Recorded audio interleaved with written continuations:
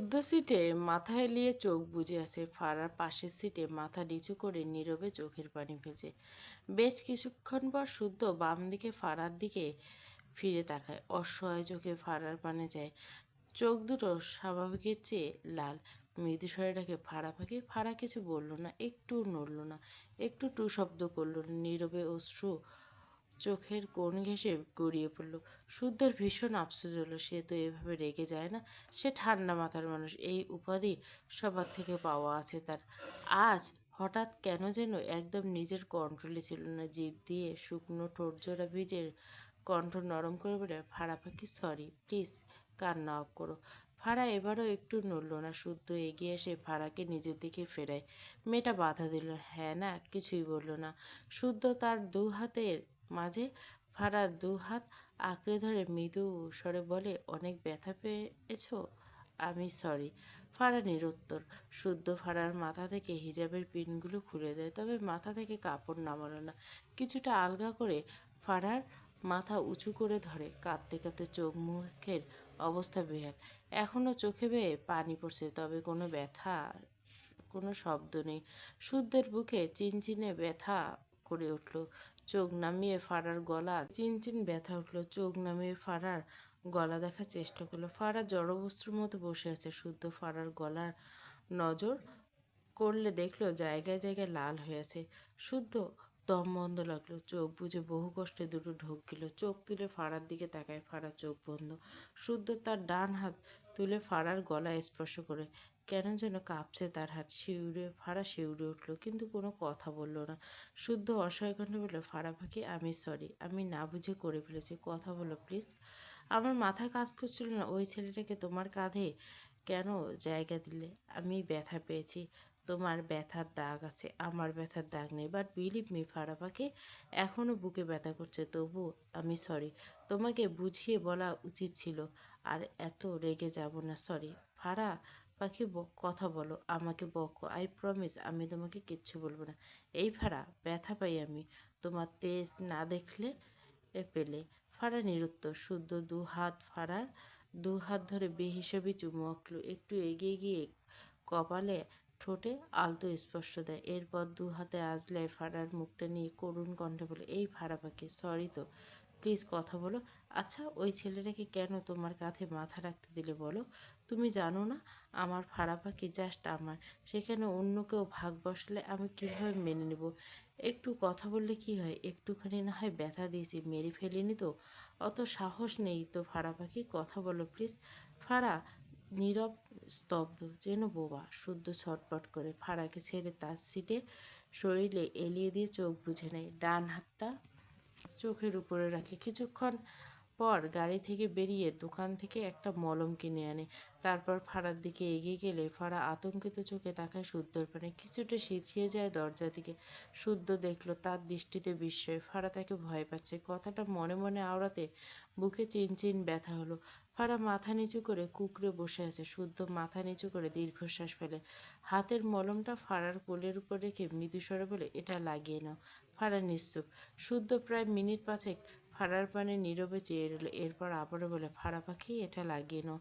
আরও 5 মিনিট অতিবাহিত হলো। কোনো সাড়া নেই ফাড়ার।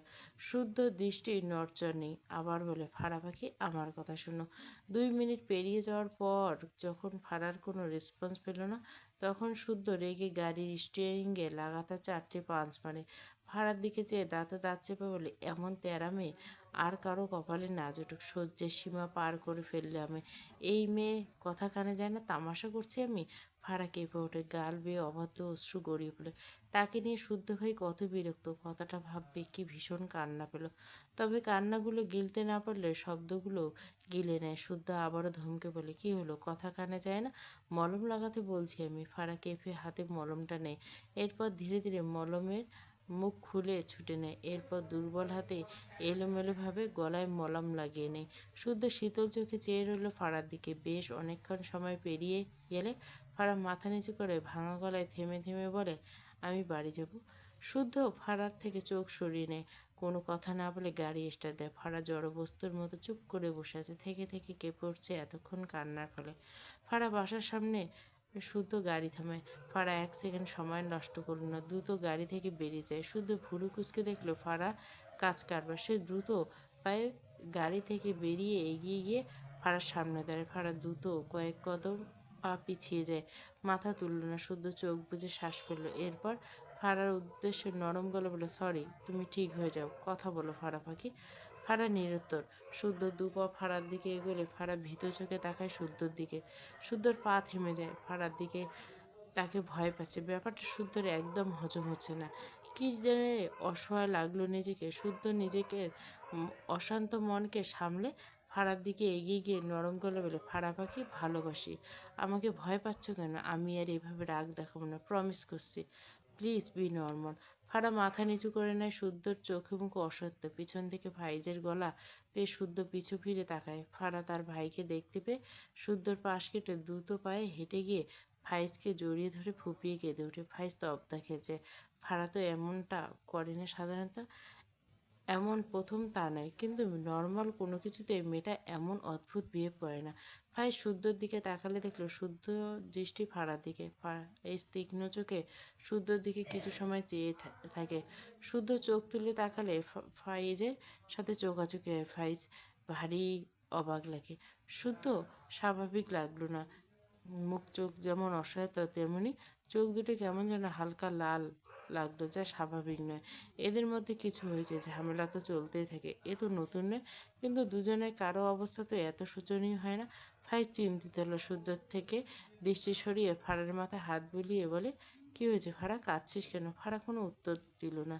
নিঃশব্দে তার ভাইয়ের শার্ট ভেজালো, যেন বড় ভাইয়ের কাছে নীরবে অভিযোগ সঁপে দিচ্ছে। ফাইজ ফাড়ার মাথা তুলে বোনের চোখ মুখ মুছে দিল।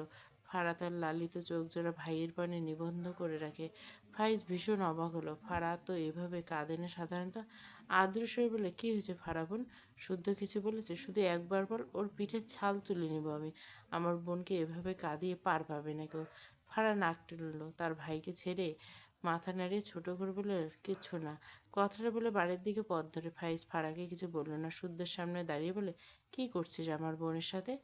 শুদ্ধ অসহায় চোখে জোড়া ফাড়ার পানেই ছিল। ফাইজের কথায় দৃষ্টি ঘুরিয়ে আনে। ঢোক গেলে বলে, তোর বোন ভালো না রে, আমার জীবনটা শেষ করে দিল। ফাইজ চোখ ছোট ছোট করে বলে, আচ্ছা তাহলে ওর জন্য ছেলে দেখছি, এমনিতে ও বড় হয়ে গেছে, বিয়ে দিতে হবে। শুদ্ধ চেঁচিয়ে বলো, আবার আমার বউকে অন্যের ঘাড়ে দিতে চাইছিস? নিজেই তো বললে আমার বোন ভালো নয়, তো কি করব? শুদ্ধ রেগে বই বলল, তোর বোন এই পৃথিবীর সবচেয়ে খারাপ মেয়ে হলো ওই আমার বউ। তোর বোন যেমন তেমন বলতে পারবো না আমি। বালগুলো, হয়েছেটা কি তোদের? কি করছিস আমার বোনের সাথে? যা ইচ্ছে করছি, কিন্তু তোর বোনটাকে আমাকে কষ্ট দেওয়ার জন্য কি শুধু আমার কলিজাটাই খুঁজে পায়? শুদ্ধর কথাগুলো কেমন যেন শোনালো। ফাইজ কি বলবে বুঝে পায় না। এরা এমন কেন? বিয়ের আগে একে অন্যের জীবন ভেজে ভেজে খাচ্ছে, বিয়ের পর যে কি করবে সেটা ভেবে ফাইজ কুল পায় না। শুধু সিরিয়াস হয়ে বলে, আমি খুব তাড়াতাড়ি ফারাকে আমার বউ করতে চাই ফাইজ। তখনই ফারা ফাইজের হাত ধরে টেনে ভাঙা গলা বলে, ভাইয়া ভেতরে এসো। ফারা মূলত একটু দূরে আড়াল হয়ে দাঁড়িয়েছিল। শুদ্ধের লাশ কথাটা শুনে এগিয়ে যায়। ফারার কথা শুনে ফাইজ শুদ্ধ দু হাতে দুজনে ফারার দিকে তাকায়। শুদ্ধ ভুরু কুচকে চেয়ে আছে ফারার দিকে। ফারা আবারও করুণ গলা বলে, ভাইয়া প্লিজ এসো। ফাইজ বোনের কথা মানল। মেয়েটার অবস্থা খেয়াল। শুদ্ধর দিকে চেয়ে বলল, শুদ্ধ ভেতরে আয়। শুদ্ধ ফারার দিকে শক্ত চোখে চেয়ে আছে। খুব বুঝেছে এই মেয়ে তার ভাইকে নিয়ে যাচ্ছে সে বিয়ের টপিক উঠিয়েছে বলে। ফারার দিকে চেয়ে দাঁতে দাঁত চেপে বলে, তোর বোনকে অনেক কিছু বোঝানো বাকি আছে, বিয়ে বহুত দেরি আছে। কথাটা বলে 1 সেকেন্ড দাঁড়ালো না, গট পায়ে তার গাড়ির দিকে এগিয়ে গিয়ে গাড়ি স্টার্ট দেয়। বিড়বিড় করে বলল, তেরামি করে একটু ভালো করলে না ফারা পাখি? যা জ্বালিয়েছ কত বহুগুণে তা ফেরত পাবে, এটা জাস্ট তোমার ইমাজিনের বাইরে। আমার উপর পিঠ দেখাতে বাধ্য করলে তুমি। Let's see Farah baby. Antara মায়রার ম্যাডাম, সে কয়েকদিন আগে দেখা হয়েছিল তাদের মধ্যে, তাদের এই মাঝে এই সম্পর্কটা বিদ্যমান, যেখানে মায়েরা ছাত্রী হয়ে তার ম্যাডামের মুখে সালাম শুনে এর উত্তর আর করতে পারল না। অন্তরা মৃদু হেসে বলল, সালামের উত্তর দেওয়া কিন্তু ওয়াজিব মায়েরা। মায়েরা জিভ দিয়ে ঠোঁট ভিজে মিনমিন করে সালামের উত্তর দেয়। তার ভীষণ অস্বস্তি ছিল। অন্তরা জিজ্ঞাসা করে, কেমন আছো মায়েরা? মায়েরা মাথা তুলে অন্তরার পানে চায়। ডান দিকে মাথা কাত করে জোরপূর্বক হেসে বলে, জি আলহামদুলিল্লাহ ম্যাম, আপনি কেমন আছেন? আলহামদুলিল্লাহ, আমিও ভালো আছি। কথাটা বলে অন্তরা এদিক ওদিক তাকিয়ে মায়েরার দিকে তাকায়। এরপর বলে, আমাকে 10 মিনিট টাইম দেবে মায়েরা? তোমার সাথে কোথাও বসে একটু কথা বলতাম। মায়েরা ভীষণ অবাক হয়, তার সাথে এনার কি কথা? মায়েরার মনে পড়ে সেই দিন এর মারের কথা, আবার বেঞ্চের উপর দাঁড়িয়ে রেখেছিল সে কথা। ভীষণ মন খারাপ হয়।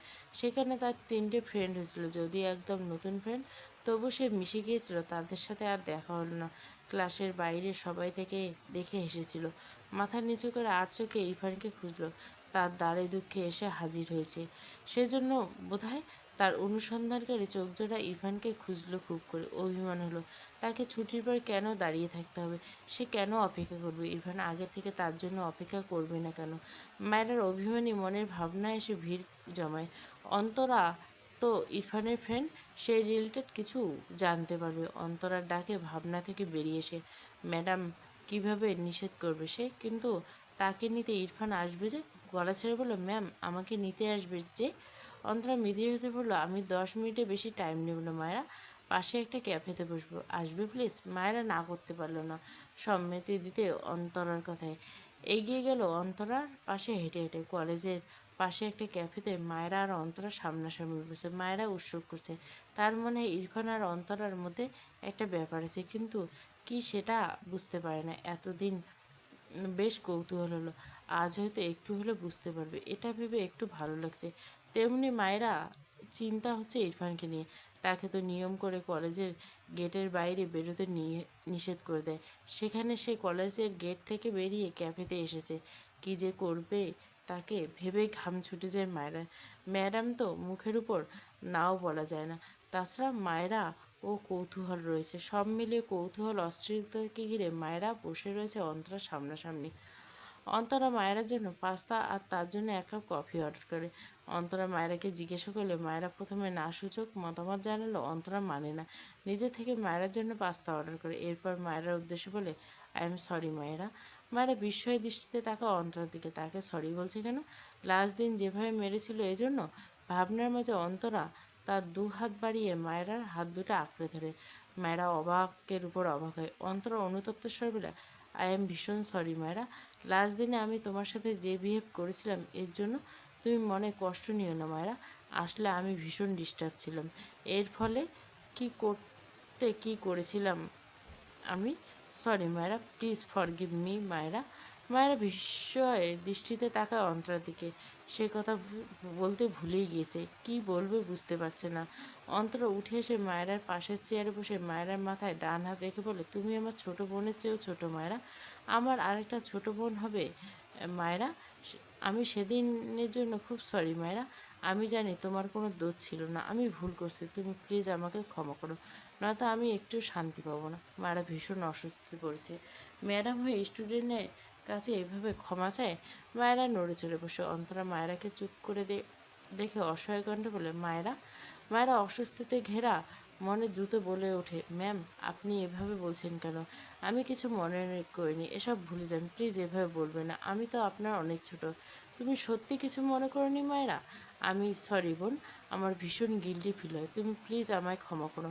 মায়েরা অন্তরা হাত ধরে বলে, ছি ছি, বারবার আপনি এসব বলবেন না প্লিজ, এসব ভুলে যান, আমি ভুলে গেছি। অন্তরা মায়ের মুখের দিকে তাকালো। মেয়েটা সত্যি খুব ভালো। এত কিছুর পরেও কি সুন্দর হেসে হেসে কথা বলছে তার সাথে।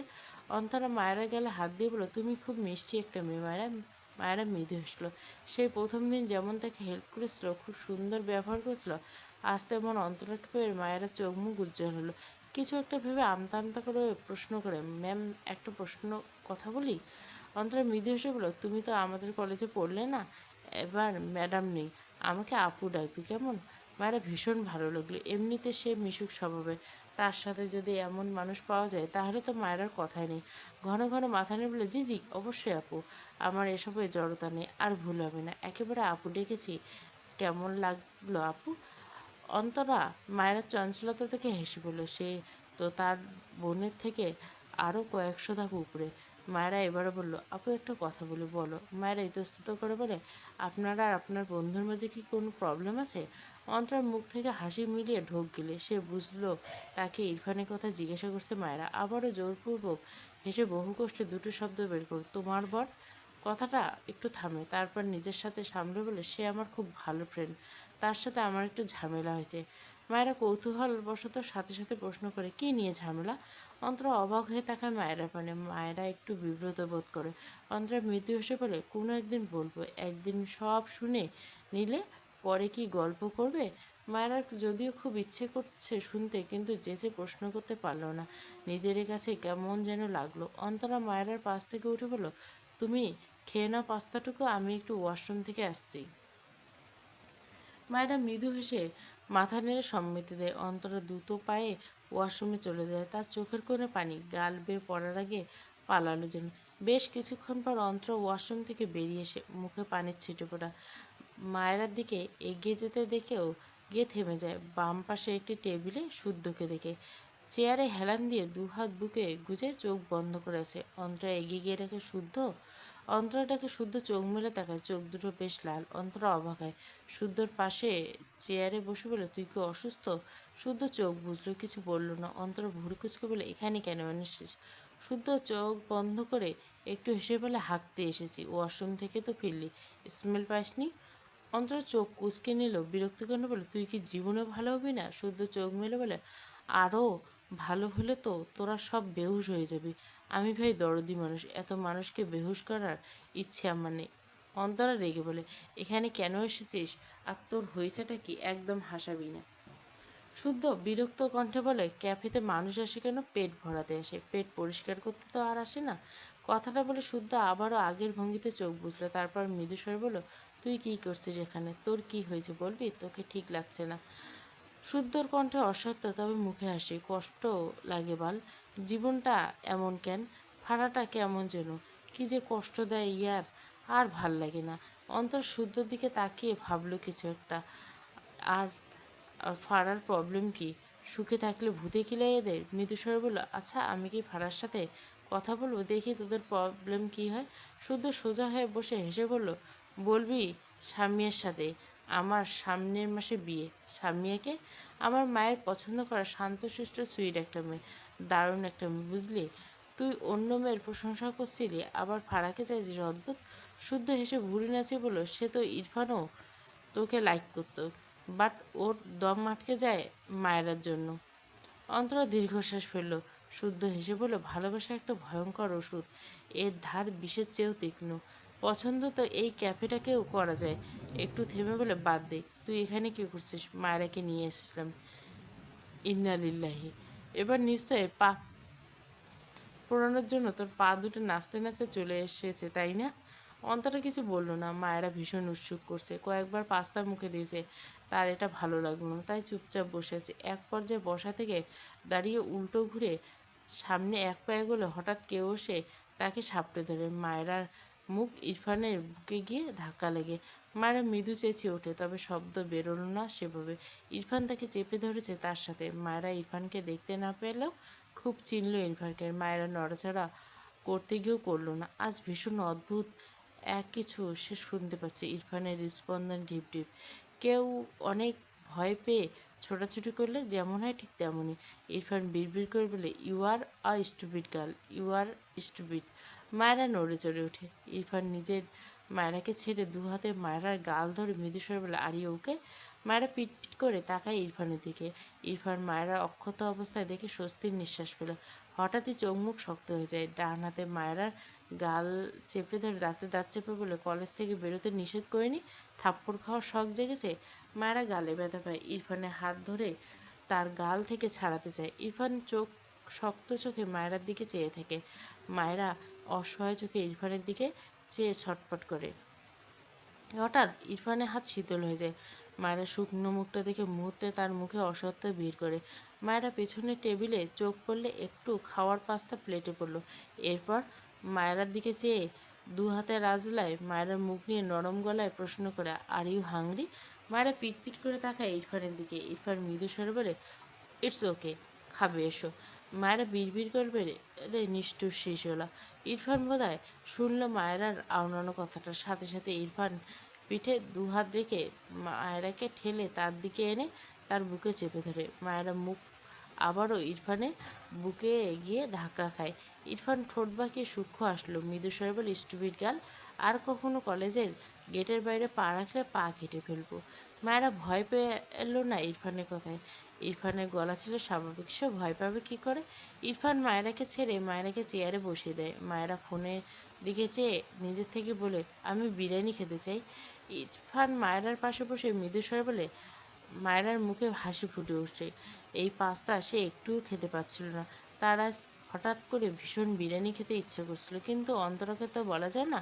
তবে ইরফানের কাছে নির্দ্বিধায় আবদার করলো। মাঝে মাঝে মায়েরার সামনে একটি কাচ্চি প্লেট রাখা হয়। মায়েরা একবার ইরফানের দিকে তাকায়, ইরফান ফোনে ডুবছে। মায়েরা ভাবনা রেখে খাওয়া স্টার্ট করলো। ইরফান মায়েরার কাণ্ড দেখে এতক্ষণ শুদ্ধ অন্তরা চুপচাপ দেখলো। অন্তরা চোখের কোণে পানি। শুদ্ধ বসা থেকে দাঁড়িয়ে অন্তরার উদ্দেশ্য বলল, অন্তরা, এখান থেকে যা। অন্তরা ভুরু কুঁচকে বলে, কেন? শুদ্ধ বিরক্ত হয়ে বলে, কেন?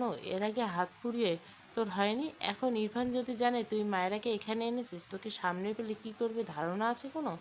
অন্তরা কিছু বলল না, ভেজা চোখে ইরফানের দিকে চেয়ে থাকে। শুদ্ধ আগের চেয়ে বিরক্তি কথা বলে, বাল যাবি? এমনিতে মন মেজাজ ভালো না, এর মধ্যে তুই ভেজাল লাগাতে যাস না তো, যা। কোথা থেকে নাচিম এসে অন্তরা হাত ধরে টেনে নিয়ে যাবে।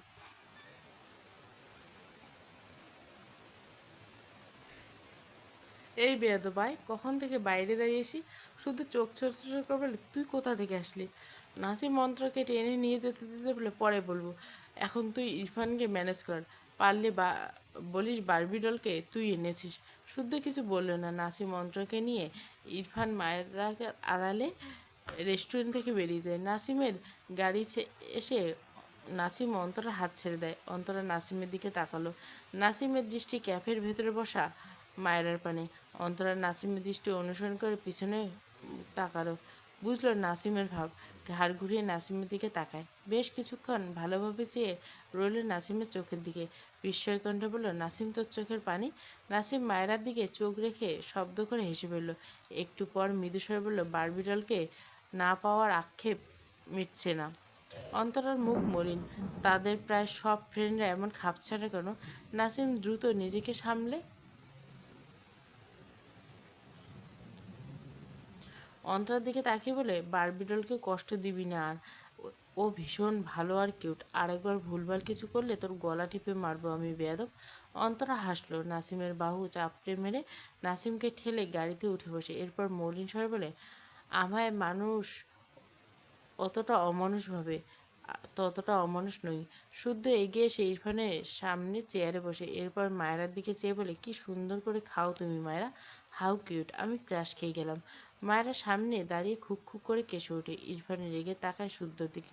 শুদ্ধ মিটিমিটি হেসে গালে হাত দিয়ে মায়েরার দিকে তাকিয়ে বলে, মায়েরার সব কিউট, এমনকি খাওয়ার স্টাইল। ইস, আমাদের মতো সিঙ্গেল মানুষদের কষ্ট। মায়েরা তুমি খাও, আমি একটু তোমার চক্ষু শীতল করি। মায়েরার মুখের সামনে হাত ভর্তি বিরিয়ানি বেচারি মুখে নিতে চাচ্ছিল। শুদ্ধর কথা শুনে তার হাত আর এগোয় না। এদিকে ইরফান রেগে মায়েরার হাত থেকে বিরিয়ানি ফেলে দেয়। এরপর মায়েরার হাত ধরে টেনে ক্যাফের বাইরে বেরিয়ে যায়। যাওয়ার আগে বিল মিটিয়ে দিছে। মায়েরা অসহায় চোখে হাত খাওয়া বিরিয়ানিটা দেখলো। একবার বললো, আমার বিরিয়ানি। ইরফান মায়েরার গাল চেপে বলে, বিরিয়ানি নদীতে সাঁতার কাটিয়ে আনবো, স্টুপিড। ইরফান বাইরে বেরিয়ে একটা পানির বোতল কিনলো। এরপর রাস্তার এক সাইডে গিয়ে মায়েরা হাত ধুয়ে দেয়। মায়েরা চুপচাপ ইরফানের কর্মকাণ্ড দেখছে। ইরফান মায়েরার হাত ধুয়ে বোতলটা ছুঁড়ে ফেলে। এরপর মায়েরার দিকে তাকালে দুজনের চোখাচোখি হয়ে যায়। ইরফান কিছু বলল না। মায়েরার হাত ধরে আরেকটি ক্যাফেতে যায়। সেখানে মায়েরার জন্য 10 প্যাকেট বিরিয়ানি নেয়। লোক দিয়ে তার গাড়িতে রেখে আসতে বলে। মায়েরা অবাক হয়ে বলে, এত বিরিয়ানি কেন নিচ্ছেন? ইরফান মৃদু স্বরে বলে, তুমি খাবে? আমি তো এত বিরিয়ানি খেতে পারবো না, নষ্ট হয়ে যাবে। এখন মনে হচ্ছে পুরো বিয়ে বাড়ির এই খাবার নিয়ে যাচ্ছেন। ইরফান মায়েরার দিকে শীতল দৃষ্টিতে তাকায়, তবে কিছু বলল না। মায়েরা হাত টেনে নিয়ে গাড়িতে গিয়ে বসে। মায়েরা ইরফানের দিকে চেয়ে বলে, আপনি এমন করছেন কেন? আমি সত্যি এতগুলো খেতে পারবো না। ইরফান মায়েরার কথা উত্তর করলো না। সে তার গাড়িটি একটা ফাঁকা জায়গায় নিয়ে সাইডে রাখে। ইরফান মায়েরার কোলের উপর একটা বিরিয়ানির প্যাকেট রেখে ভুরু কুচকে বলে, নাও স্টার্ট করো। মায়েরা কিছু না ভেবে আর একটা কথা বলল না। পায়ের জুতো খুলে রেখে সিটের উপর দুপা তুলে আড়াআড়িভাবে ভাঁজ করে বসলো।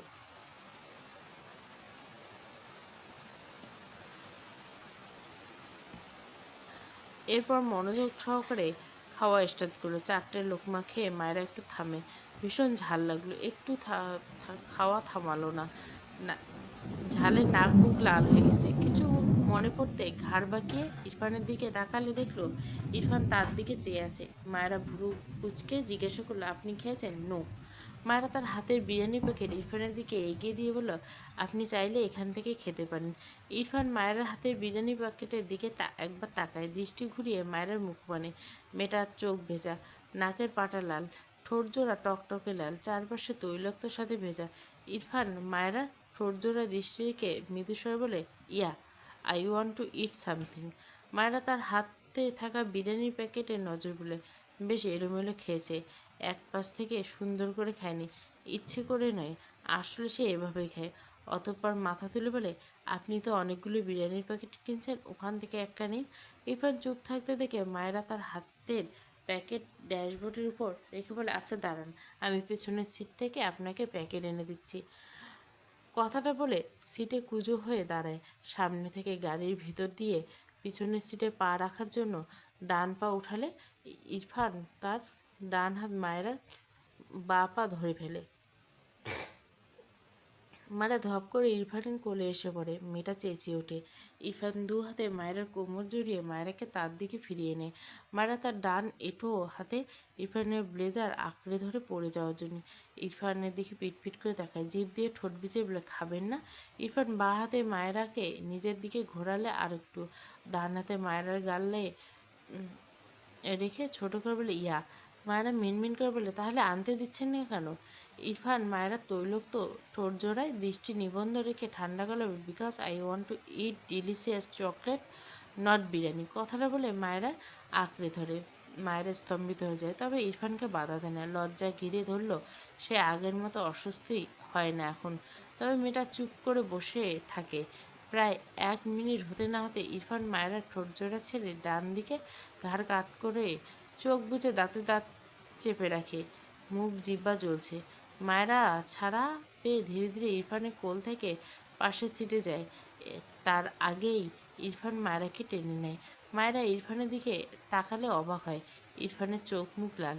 একটু আগেই তো ভালো ছিল। ইরফান দাঁতে যাচ্ছে বলে, স্টুপিড, কী খেয়েছো? মায়েরা ঢোক গেলে, সে তো বিরিয়ানি খেয়েছে। কিছু একটা মনে পড়তে জিভে কামড়ায়। তার এক বান্ধবী তাকে বোম্বে মরিচ দিয়েছিল। মায়েরা তো ঝাল খেতে খুব পছন্দ করে, সে কিন্তু বেশি মজা লেগেছে। ইরফানের দিকে তাকালে দেখে ইরফান চোয়াল শক্ত করে তার দিকে চেয়ে আছে, চোখ মুখ কেমনে লাল। মায়েরা বুঝে আসে না, এই লোকের উপরে এত ঝাঁজ, অথচ সামান্য একটু ঝাল খেতে পারে না। মিনমিন করে বলে, আমি আসলে বোম্বে মরিচ খেয়েছি। হোয়াট? মায়েরা ধমকে ইরফানের ধমকে মায়েরা কেঁপে ওঠে। ইরফান বিরক্তি নিঃশ্বাস ফেলে, রেগে বলে, স্টুপিড গার্ল, আর একবার এসব ফালতু জিনিস খেলে থাপ্পড় দিয়ে সব দাঁত ফেলবো। মায়েরা মাথা নিচু করে মুখ ফুলিয়ে রাখে। তার ভালো লাগে সে খাবে, তার সব পছন্দের খাবার এই লোকের জন্য খাওয়া বাদ দিবে? মাথা উঁচু করে বলে, আমার ভালো লাগে, আমি খাবো। ইরফান চোখ গরম করে তাকায়। মায়েরা চোখ নামিয়ে বলে, ইরফান ঠান্ডা গলে বলে, okay, I eat to you, wait. কথাটা বলে ইরফান মায়েরাকে কোলে নিয়ে গাড়ি থেকে বেরোয়। এরপর ব্যাক সিটে মায়েরাকে সব বসে পড়ে। বাঁ হাতে মায়েরাকে ধরে খুব স্বাভাবিক ভঙ্গিতে গায়ে জড়ানো ব্লেজারটা খুলে রেখে এরপর এক এক করে শার্টের বোতাম খুলতে থাকে। মায়েরা চোখ বড় বড় করে তাকায়। ইরফানকে ঠেলে বলে, কি করছেন? আমি আর খাবো না, খাবো না। ইরফান মায়েরাকে শক্ত করে ধরে মায়েরার দিকে চেয়ে ঠান্ডা গলায়, but I will eat you. কথাটা বলে মায়েরাকে ইরফান তার বাঁ পাশে বসিয়ে দেয়, দিয়ে তার দিকে ঘুরায়। ইরফানের গাড়ির এসি চলছে না। এটা সে মায়েরাকে নিতে আসার সময় দেখেছে। হয়তো কোনো প্রবলেম আছে, ঠিক করাতে হবে। মায়েরা কলেজ ছুটি হয়ে যাওয়ার এটা ঠিক করাতে যেতে পারেনি। গরমে ইরফানের নাজেহাল অবস্থা। ডান হাতে শার্টের বোতাম খুলতে খুলতে বাঁ দিকে ঘাড় বাঁকিয়ে মায়েরার দিকে একবার তাকায়। মায়েরা ভরকানো মুখে ইরফানের দিকে চেয়ে আছে। ইরফান ডান দিকে ঘাড় বাঁকিয়ে ঠোঁট বাঁকিয়ে একটু হাসলো। 2 সেকেন্ডের মাঝে নিজেকে স্বাভাবিক করে নেয়। বিড়বিড় করবে, স্টুপিড গার্ল। ইরফানের সবগুলো শার্টের বোতাম খোলা শেষ। মায়েরা এটা দেখে বসা থেকে খানিকটা উঁচু হয়ে দ্রুত পিছন দিকে সরতে চায়, কিন্তু পায়ের সাথে বোরকা বেঁধে গিয়ে ঠাস করে পড়ে যায়। ব্যাক সিটে রাখা বিরিয়ানির প্যাকেটগুলোর উপর গিয়ে ঠাস করে মায়েরা পিঠ ধাক্কা খায়। প্যাকেটগুলো সব ফেটে ভেতরে থাকা বিরিয়ানি ছড়িয়ে ছিটে পড়ে। মায়েরা চেঁচিয়ে ওঠে। ইরফানের কথাটাই হয়তো কবুল হয়ে গেছে। সত্যি সত্যি মায়েরা বিরিয়ানির মাঝে সাঁতার কাটার মতো অবস্থা হলো। বিরিয়ানিতে মায়েরার পিছন অংশ মাখামাখি হয়ে গেল, কিছুটা ছিটকে মায়েরার পেটের দিকে আসে। ইরফান হতভম্ব, একে কি করা উচিত? দ্রুত মায়েরার হাত ধরে টেনে তুলে। গাড়ির অবস্থা বেহাল। ইরফান মায়েরাকে সামনে থেকে বিরিয়ানি ঝেড়ে ফেলে দেয়। এরপর মায়েরাকে আবারও তার কোলে বসিয়ে দেয়। মায়ের পিঠ বরাবর নজর করলো। মায়েরার সাদা হিজাবে পিছনের অবস্থা কাহিল। ইরফান মায়েরাকে তার দিকে ফিরিয়ে চরম হতাশার শ্বাস ফেলে শান্ত কণ্ঠে বলে, তুমি বড় হবে না? এটা ঠিক করে নিয়েছো, রাইট? মায়ের অবস্থা নাজেহাল। বেচারির দ্বারা শুধু অঘটনে ঘটে। ইরফান শান্ত কণ্ঠে মায়েরা একটু অবাক হয়। ভেবেছিল তাকে গাড়ি থেকে বের করে কিক মেরে বাইরে পাঠিয়ে দিবে। কিছু না বলে স্বস্তির নিঃশ্বাস ফেলল মায়েরা। আর চোখে ইরফানের দিকে তাকায়। এরপর চোখ নামিয়ে মিনমিন করে বলে, আমি তো বড়ই। ইরফান অদ্ভুতভাবে তাকায় মায়েরার দিকে, যেন অবাস্তব কিছু শুনেছে। হতাশার বলে, কিছু বলল না? ইচ্ছে করছে এর গাল দুটো থাপড়াতে থাপড়াতে ছাল তুলে দিতে। বিরক্ত হয়ে সিটে মাথা এলিয়ে চোখ বুঝলো। মায়েরা একটুখানি মাথা তুলে ইরফানের দিকে তাকায়। জিভ দিয়ে ঠোঁট ভিজিয়ে বোঝার চেষ্টা করে লোকটা কি হলো। ইরফান চোখ বন্ধ, কপালে অসংখ্য ভাঁজ। মায়েরা চোখ নিচে নামাতে গিয়ে চোখে পড়লে ইরফানের শার্টের বোতামগুলো খোলা, শার্টের দুপাশে দুদিকে ছড়িয়েছে। ইরফানের খোলা বুকে মায়েরা মুখ বরাবর।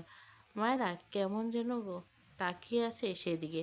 সে শুনেছিল ছেলেদের বুকের লোম থেকে, দেখেছিল তো রাস্তায় অনেককে দেখেছিল, কিন্তু ইরফানের বুকে একটা লোম খুঁজে পেল না। ইরফান তার ভীষণ অদ্ভুত লাগে। বেশি অবাক লাগলো, লোকটা হাতে পায়ে বেশ লোম, অথচ বুকে নেই। মায়েরা এত অদ্ভুত লাগে। বিকেলে রোদ পড়েছে গিয়েছে, ধরনের উষ্ণভাব কমে গেছে। গাড়ির জানলা খোলা, জায়গাটা ফাঁকা, আশেপাশে তেমন কেউ নেই। মাঝে মাঝে বাম পাশের জানলা দিয়ে মিটমিট করে বাতাস গাড়ির ভিতর প্রবেশ করে। মৃদু বাতাসে তেড়ে ইরফান শার্ট সরে গিয়ে ইরফানের চওড়া বুক আরও উন্মুক্ত হয়। কোথা থেকে দুটো মাছি এসে ইরফানের বুকের মাঝখানে বসে। মায়েরা চোখ ছোট ছোট করে তাকালো। তার একদম ভালো লাগলো না ব্যাপারটা। সব ভুলে ফটাফট ডান হাত তুলে ইরফানের বুক বরাবর একটা থাপ্পড় মেরে দেয়। থাপ্পড়টা মেরে মায়েরা নিজেই হতভম্ব হয়ে যায়। হ্যাঁ হ্যাঁ, এটা কি করলো? ইরফান চোখ খুলে বিস্ময় দৃষ্টিতে তাকায় মায়েরার দিকে। মায়েরা বারবার ঢোক গিলছে, দৃষ্টি নিচু, সাথে এলোমেলো। ইরফান বাঘারা, এই মেয়ে তাকে থাপ্পড় মারলো কেন? তাকে ডান হাতে মায়েরা গাল চেপে ধরে দাঁতে দাঁত চেপে বলে, স্টুপিড, কবে ভালো হবে তুমি? মায়েরা চোখ খিচে বন্ধ করে মিনমিন করে বলে, সরি সরি। ইরফান মায়েরার গাল চেপে রাখা হাত শিথিল করলো। মৃদুস্বর বলে, মারলে কেন? মায়েরা আমতা আমতা করলে, এই মাছি বসছিল, বিশ্বাস করুন আমি মারিনি। ইরফান অদ্ভুত চোখে তাকায় মায়েরা দিকে। মাছি বসছিল বলে তাকে থাপ্পড় মেরেছে, কি বলবে বুঝলো না। মায়েরা ইনোসেন্ট মুখ করে ইরফানের দিকে তাকে মিন মিন করে বলে, মাছি। ইরফান গম্ভীর গলায় ধমকে বলে, শাট আপ। মায়েরা ঝাঁকি দিয়ে ওঠে, মাথা নিচু করে গাল ফুলায়। সে কি এমন করছে? এই লোকের ধমকাধমকি ছাড়া আর কিছুই পায় না। ইরফান ব্যস্ত পায়ে মায়েরার হিজাব খুলতে থাকে। মায়েরা বিচলিত করে বলে, হিজাব খুলছেন কেন? ইরফান আর চোখে মায়েরার দিকে চেয়ে গভীর গলে বলে, তোমাকে টাক বানাবো তোমার, যাতে তোমার বুদ্ধি হাঁটুর নিচ থেকে এই ফাঁপা মাথায় ঢুকতে পারে। মায়েরা চোখ বড় বড় করে তাকায়। এই লোক তাকে অপমান করছে, কি খাবিস ভাবা যায়? ইরফান মায়েরার দৃষ্টিকে পাত্তা দিল না। হিজাব খুলে হিজাবটি মায়েরার কাঁধের উপর রাখে। এরপর মায়েরাকে তার দিকে টেনে নেয়। মায়েরার গলা মুখ গুছে মায়েরা ঢোক গিলে। ইরফান চোখ বুজে ঠোঁট চওড়া করে শব্দহীন হাসে, বিড়বিড় করে, লিটিল গার্ল। রাত 11টা। শুদ্ধ এলোমেলো পায়ে এসে তার বাড়িতে বেল বাজে। বেশ কয়েকবার বেল বাজালে স্বামী এসে দরজা খুলে দেয়। শুদ্ধ নীরবে ঘরের ভেতরে প্রবেশ করে, কোনো দিকে না তাকিয়ে তার ঘরের দিকে এগিয়ে যায়। স্বামী দ্রুত দরজা আটকে শুদ্ধর দিকে তাকায়। কেমন যেন স্বাভাবিক লাগলো না তার কাছে শুদ্ধকে। চিন্তিত হলো মেয়েটা। সে তো এখানে কয়েক মাস হলো। শুদ্ধ কখনো এত রাত পর্যন্ত বাইরে থাকে না। মেয়েটা ভীষণ ইচ্ছে করলো শুদ্ধ কেমন আছে এটা জিজ্ঞাসা করে, কিন্তু সাহসে কুলালো না। শুদ্ধ দরজার সামনে গিয়ে দাঁড়িয়ে পিছু ফিরে স্বামীর উদ্দেশ্যে বলে, মা কি ঘুমিয়েছে? স্বামীর সাথে সাথে ছোট্ট করে জবাব দিল, জি উনি ঘুমিয়ে পড়ছেন। শুদ্ধ আর কিছু বলল না। স্বামী উস্কুস করছে। শুদ্ধর অবস্থা জানতে মূলত বেচারির এই অবস্থা অনেক অসৎ করে শুদ্ধর উদ্দেশ্যে প্রশ্ন করে ফেলল, আপনি কি অসুস্থ? শুদ্ধর পা থেমে যায়, পিছু ফিরে একটু অদ্ভুতভাবে তাকায় স্বামীর দিকে।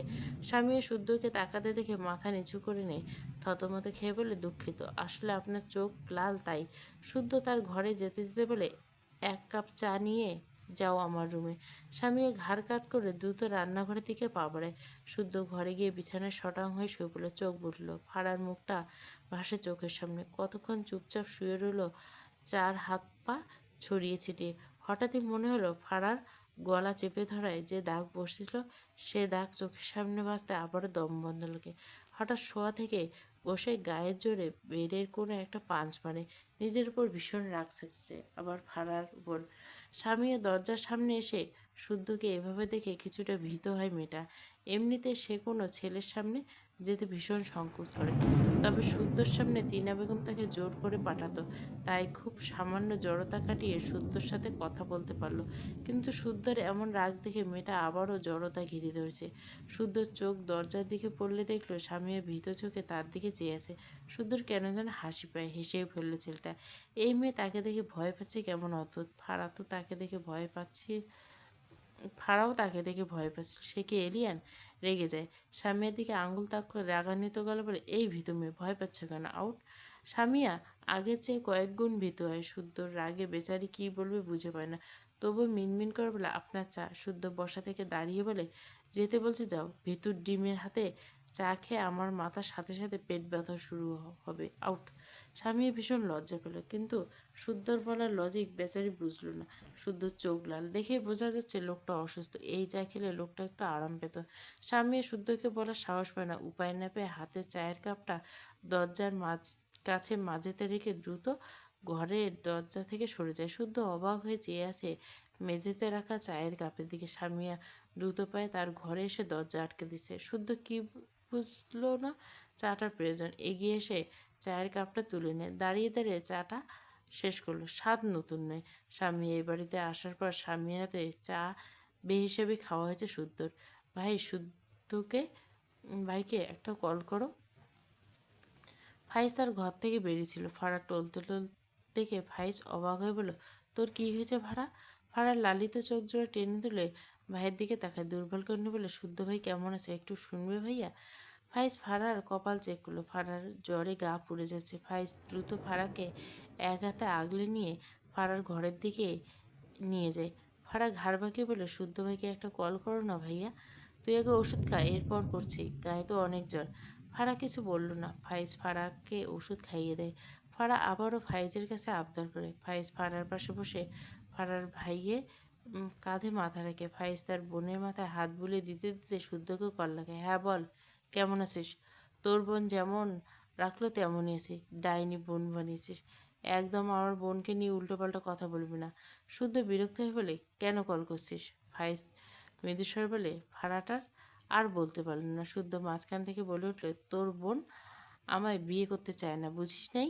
ওকে বল আমি আমার মায়ের পছন্দ করা মেয়েকে বিয়ে করব। ওর তেড়ামি নিয়ে ও জীবন কাটাক। কথাটা বলে কল কেটে দেয় শুদ্ধ। ফাইজ আবারও কল ব্যাক করে, কল রিসিভ করে না। ফাড়া ফাইজের ফোন নিয়ে নিজেই কল দিতে থাকে।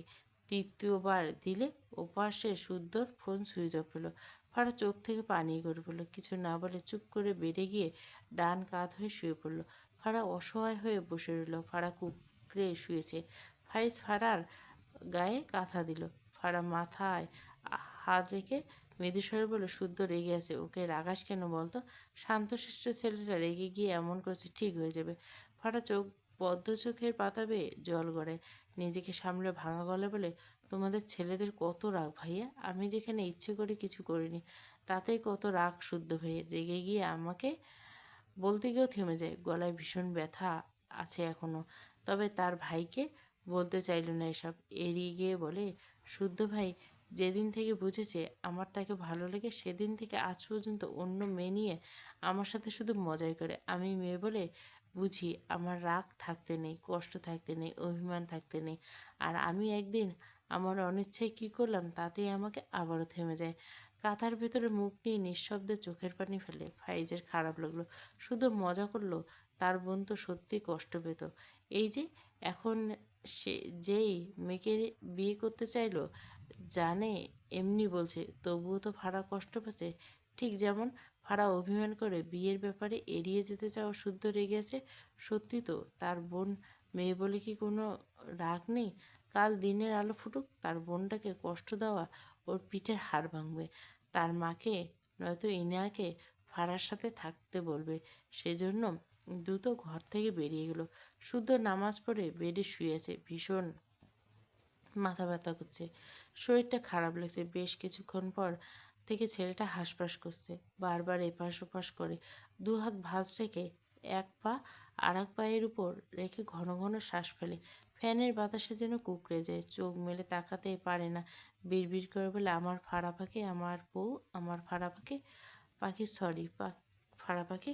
স্বামীও তার ঘর থেকে বেরিয়ে এসেছে মূলত শুদ্ধকে রাতের খাবার দিতে। শুদ্ধ ত্রিনা বেগম ঘুমিয়েছে। সে ছাড়া আর কে খেতে দেবে শুদ্ধকে? রাগ দেখালেও দেখাবে না হয়, মানুষটা না খেয়ে থাকবে। ভালো কেমন যেন লাগে। স্বামী শুদ্ধর ঘরে উকি দিলে অবাক হয়। ঘরের লাইট জ্বালানো, আর শুদ্ধ কেমন যেন কুকড়ে আছে। ভালোই গরম পড়েছে। তাহলে লোকটা এভাবে ঘুমিয়ে আছে কেন? সবচেয়ে বড় কথা, এত গরমে এসি থাকতে ফ্যান কেন দিয়েছে? ফ্যান দিয়ে কুকড়ে আছে। স্বামী এগিয়ে গিয়ে শুদ্ধর পাশে দাঁড়ায়। শুদ্ধ কি যেন বিড়বিড় করছে। স্বামী অভিজ্ঞ চোখে শুদ্ধর দিকে তাকিয়ে কিছু বুঝলো। ডান হাত বাড়ায় শুদ্ধর কপালের দিকে, যদিও ভীষণ ইতস্তত বোধ করছে। এসব রেখে কাপা হাতে শুদ্ধর কপাল স্পর্শ করলে হাতে যেন ছ্যাঁকা খায়। অনেক গরম কপাল। বুঝলো শুদ্ধর জ্বর এসেছে। দ্রুত এগিয়ে গিয়ে ফ্যানের সুইচ অফ করে, এরপর শুদ্ধর গায়ে কাঁথা জড়িয়ে দেয়। শুদ্ধ বোধহয় একটু আরাম লাগছিল। স্বামীর ভীষণ খারাপ লাগলো। হাসি খুশি মানুষটার অবস্থা শোচনীয় হলে সত্যি খুব খারাপ লাগে, কিন্তু স্বামীর যেন খারাপ লাগার মাত্রা অনেক বেশি। শুদ্ধ শুকনো মুখটা দেখে 18 বছর বয়সী স্বামী আর চোখের কোণে পানি জমে। হাঁটু মুড়ে শুদ্ধর মাথার কাছে বসে কাপা কাপা বা হাতে শুদ্ধ চুলের ভাঁজে হাত ছেলে বিড়বিড় করে বলে, আপনার সকল কষ্ট আমার হোক, আপনি সকল দুঃখ কষ্ট ভুলে খুব ভালো থাকুন সাহেব। রাত 12টার কাছাকাছি। ইরফান ফেরেনি। মায়ের ঘুম আসছে না, মন খারাপ লাগছে মেয়েটার।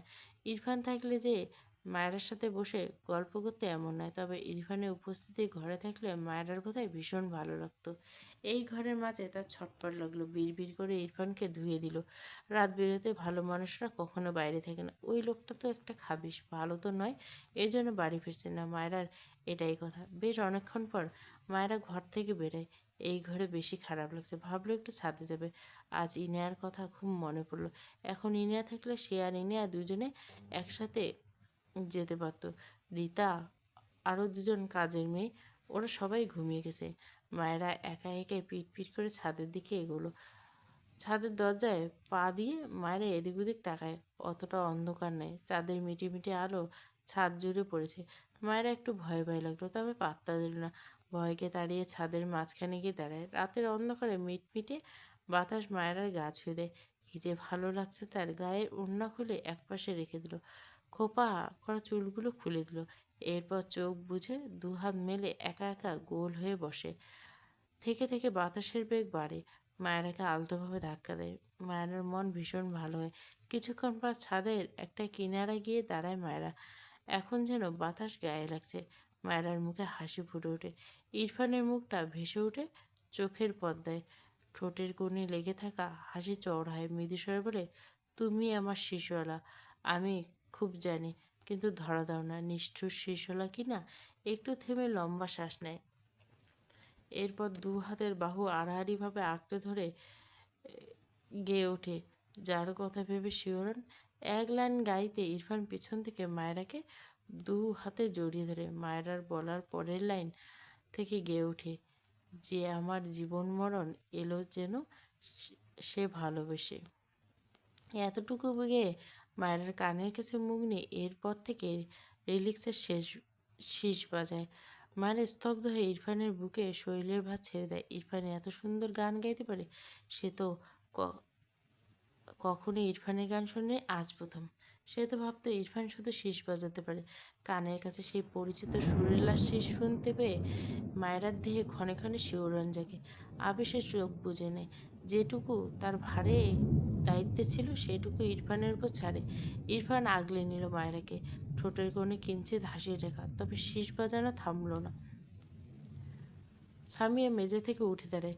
শুদ্ধর জ্বর বাড়ছে তো বাড়ছে। সে দ্রুত ওয়াশরুম থেকে মগ ভর্তি করে পানি এনে এরপর গায়ের ওড়না এক কোণা ভিজিয়ে উল্টে পাল্টে শুদ্ধর কপালে পট্টি দিতে থাকে। শুদ্ধ বিড় করে কি যেন, সামিয়া বুঝল না। তার চোখে মুখ ভীষণ চিন্তা। কয়েকবার ডেকেছে শুনেছেন বলে, কিন্তু শুদ্ধ কোনো সাড়া দেয়নি। একটা ওষুধ খাইয়ে দিতে পারলে ভালো হতো, কিন্তু তার কাছে তো ওষুধ নেই। এখানে আছে কি না তাও জানে না। এদিক ওদিক তাকিয়ে খুঁজে পেল না, তাই হতাশ হয়ে জলপট্টিকেই ভরসা করে। একটু পর পর ওড়নার কোণা ভিজিয়ে শুদ্ধর কপালে পট্টি দেয়। রাত বেড়ে যায়। শুদ্ধর জ্বর প্রথমে বাড়লেও জলপট্টি দেওয়ায় তাপটা একটু একটু কমে আসে। তখন বাজে রাত 3:30। সামিয়া ক্লান্তিতে চোখ বুজে আসে। মেয়েটা চোখ বুঝল না, ক্লান্ত শরীর নিয়ে শুদ্ধর কপালে পট্টি দিতে থাকলো। একটু পর পর হাতের উল্টো পিঠে চেক করে। আর 1 ঘন্টা পেরিয়ে যখন ঘড়ির কাঁটা জানান দেয় 4:30, তখন শুদ্ধর জ্বর অনেকটা নেমে আসে। গা হালকা ঘেমে ওঠে। শুদ্ধ নিজে তার শরীর থেকে কাঁথা ফেলে দেয়। সামিয়া দেখলো শুদ্ধর গলার দিকটা ভেজা। মেয়েটা সময় নষ্ট না করে দ্রুত ফ্যান অন করে দেয়। শুদ্ধ নড়ে চড়ে ওঠে। রাতে না খাওয়ায় ভীষণ খিদে পেয়েছে। ঘরের লাইটটা অফ না করে পেটের ক্ষুধায় ছেলেটা ঘুম ছুটে যায়। পিট পিট করে চোখ মেলে ডান দিকে ঘাড় কাত করে দেখে সামিয়াকে দেখে অবাক হয়। ডান হাতে কপালে 2বার স্লাইড করে, এরপর উঠে দাঁড়ায়। ঘড়ির কাঁটায় সময় দেখে 4:30। শুদ্ধ বিস্ময়কর্ণ বলে, তুমি এখানে কি করছো? স্বামীও ভয় পায়, লোকটা আবার তাকে বকবে না তো। শুদ্ধ গভীর গলা বলে, এত রাতে আমার ঘরে কি করছো? স্বামীও মাথা নিচু করে চাপা স্বরে বলে, আপনার জ্বর এসেছিল, এই জন্য জল পটে দিয়েছি। শুদ্ধ শরীরটা এখন ভালো খারাপ লাগছে। সে মেয়েটাকে কিছু বলতে গিয়েও বলল না। বেশ কিছুক্ষণ তীক্ষ্ণ চোখে চেয়ে রইল স্বামীর দিকে। স্বামীর মাথা তুলে শুদ্ধর দিকে তাকালে একে অপরে চোখাচোখি। স্বামীর সাথে সাথে চোখ নামিয়ে দেয়, জিভ দিয়ে ঠোঁট ভিজে বলে, আপনি বাইরে বসুন, আমি আপনাকে খাবার দিচ্ছি, আপনি তো রাতে খাননি। শুদ্ধ অবাক হলো। মেয়েটা সব খেয়াল রাখে, তার ইন্টারেস্টিং লাগার কথা, কিন্তু শুদ্ধর উল্টো লাগলো। তার কপালে চিন্তার ভাঁজ। মৃদুস্বরে বলে, তুমি রাতে ঘুমাওনি? স্বামীর মাথা নিচু রেখে উত্তর করে, না। শুদ্ধ মুখ ফুলিয়ে শ্বাস ফেলল। মেয়েটা তার একটু বেশি খেয়াল রাখে না? তার মা যখন থেকে এই মেয়েটাকে নিয়ে এসেছে, থাকতে শুরু করেছে, এর 15 দিন পেরিয়ে যাওয়ার পর শুদ্ধ তার মাকে জিজ্ঞাসা করেছিল মেয়েটার ব্যাপারে। মেয়েটার বাড়ির কেউ কিছু বলে না এখানে থাকার জন্য। তার মা বলেছিল কিচ্ছু বলবে না, বরং খুশি হবে। শুদ্ধ কথাটা শুনে অবাক হয়েছিল। নিজের বাড়ি ছেড়ে অন্যের বাড়িতে গিয়ে থাকলে কেউ খুশি হয়? তার মা আবারও বলেছিল মেয়েটা তার দূর সম্পর্কের মামা মামির বাড়িতে থাকে, বাবা মা নেই। তার বাড়িতে মাঝে মাঝে গিয়ে থাকে। শুদ্ধর খারাপ লেগেছিল।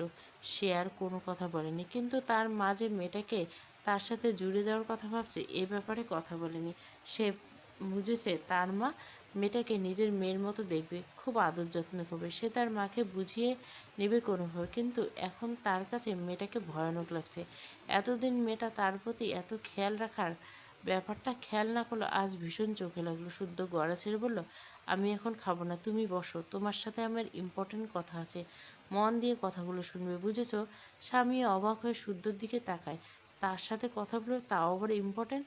কী কথা বলবে? মারাত্মক চোখে শুদ্ধর দিকে তাকায় মেয়েটা। শুদ্ধ স্বামীকে দাঁড়িয়ে থাকতে দেখে বেড থেকে উঠে দাঁড়ালো। এরপর মৃদুস্বরে বলে, ওকে বসতে হবে না, মন দিয়ে শোনো আমার কথাগুলো, তাহলেই হবে। শুদ্ধ তার ঘরে জানলার কাছে গিয়ে দাঁড়ালো। অর্ধেক খোলা জানলায় ঠাই পুরোটাই খুলে দিল। এরপর অন্ধকার রাতের আকাশে দৃষ্টি নিবন্ধ রেখে বলল, তোমাকে কথাগুলো বলবো বিকজ এসব তোমাকে বলা প্রয়োজন। তবে এত ডিটেলস বলছি কারণ তোমাকে আমার ভালো লেগেছে। ভীষণ শান্তশিষ্ট একটা মেয়ে তুমি, লাইক ইউ মাই ফ্রেন্ড। আমি জানি তুমি খুব ছোট, তবে আমার মনে হয় তুমি খুব বুঝদার। কথাগুলো বলে শুদ্ধ একটু থামলো। স্বামীও অবাক হয়ে শুদ্ধর পানে চেয়ে আছে। শুদ্ধ তাকে ভালো লেগেছে কথাটা শুনে স্বামীর কী যে ভালো লাগে, কিন্তু লোকটা তাকে কি বলতে চায় ভাবনার মাঝে শুদ্ধ বলতে শুরু করলো, ভার্সিটি লাইফে যখন পা রাখি তখন আমি ভীষণ বোকাচোকা একটা ছেলে ছিলাম, লাইক আবাল টাইপের। কথাটা বলে শুদ্ধ হেসে ফেলে। এরপর বলে, আসলে আমি গ্রামের ছেলে, তোমাদের গ্রামের ছেলে, যদিও আমি তোমাকে চিনি না। মেয়েদের চিন্তা মনে সেভাবে। সে যাই হোক, গ্রাম থেকে শহরে আবাল ছেলেদের কি শহরের মেয়েরা পছন্দ করে? একদম এমন নয়।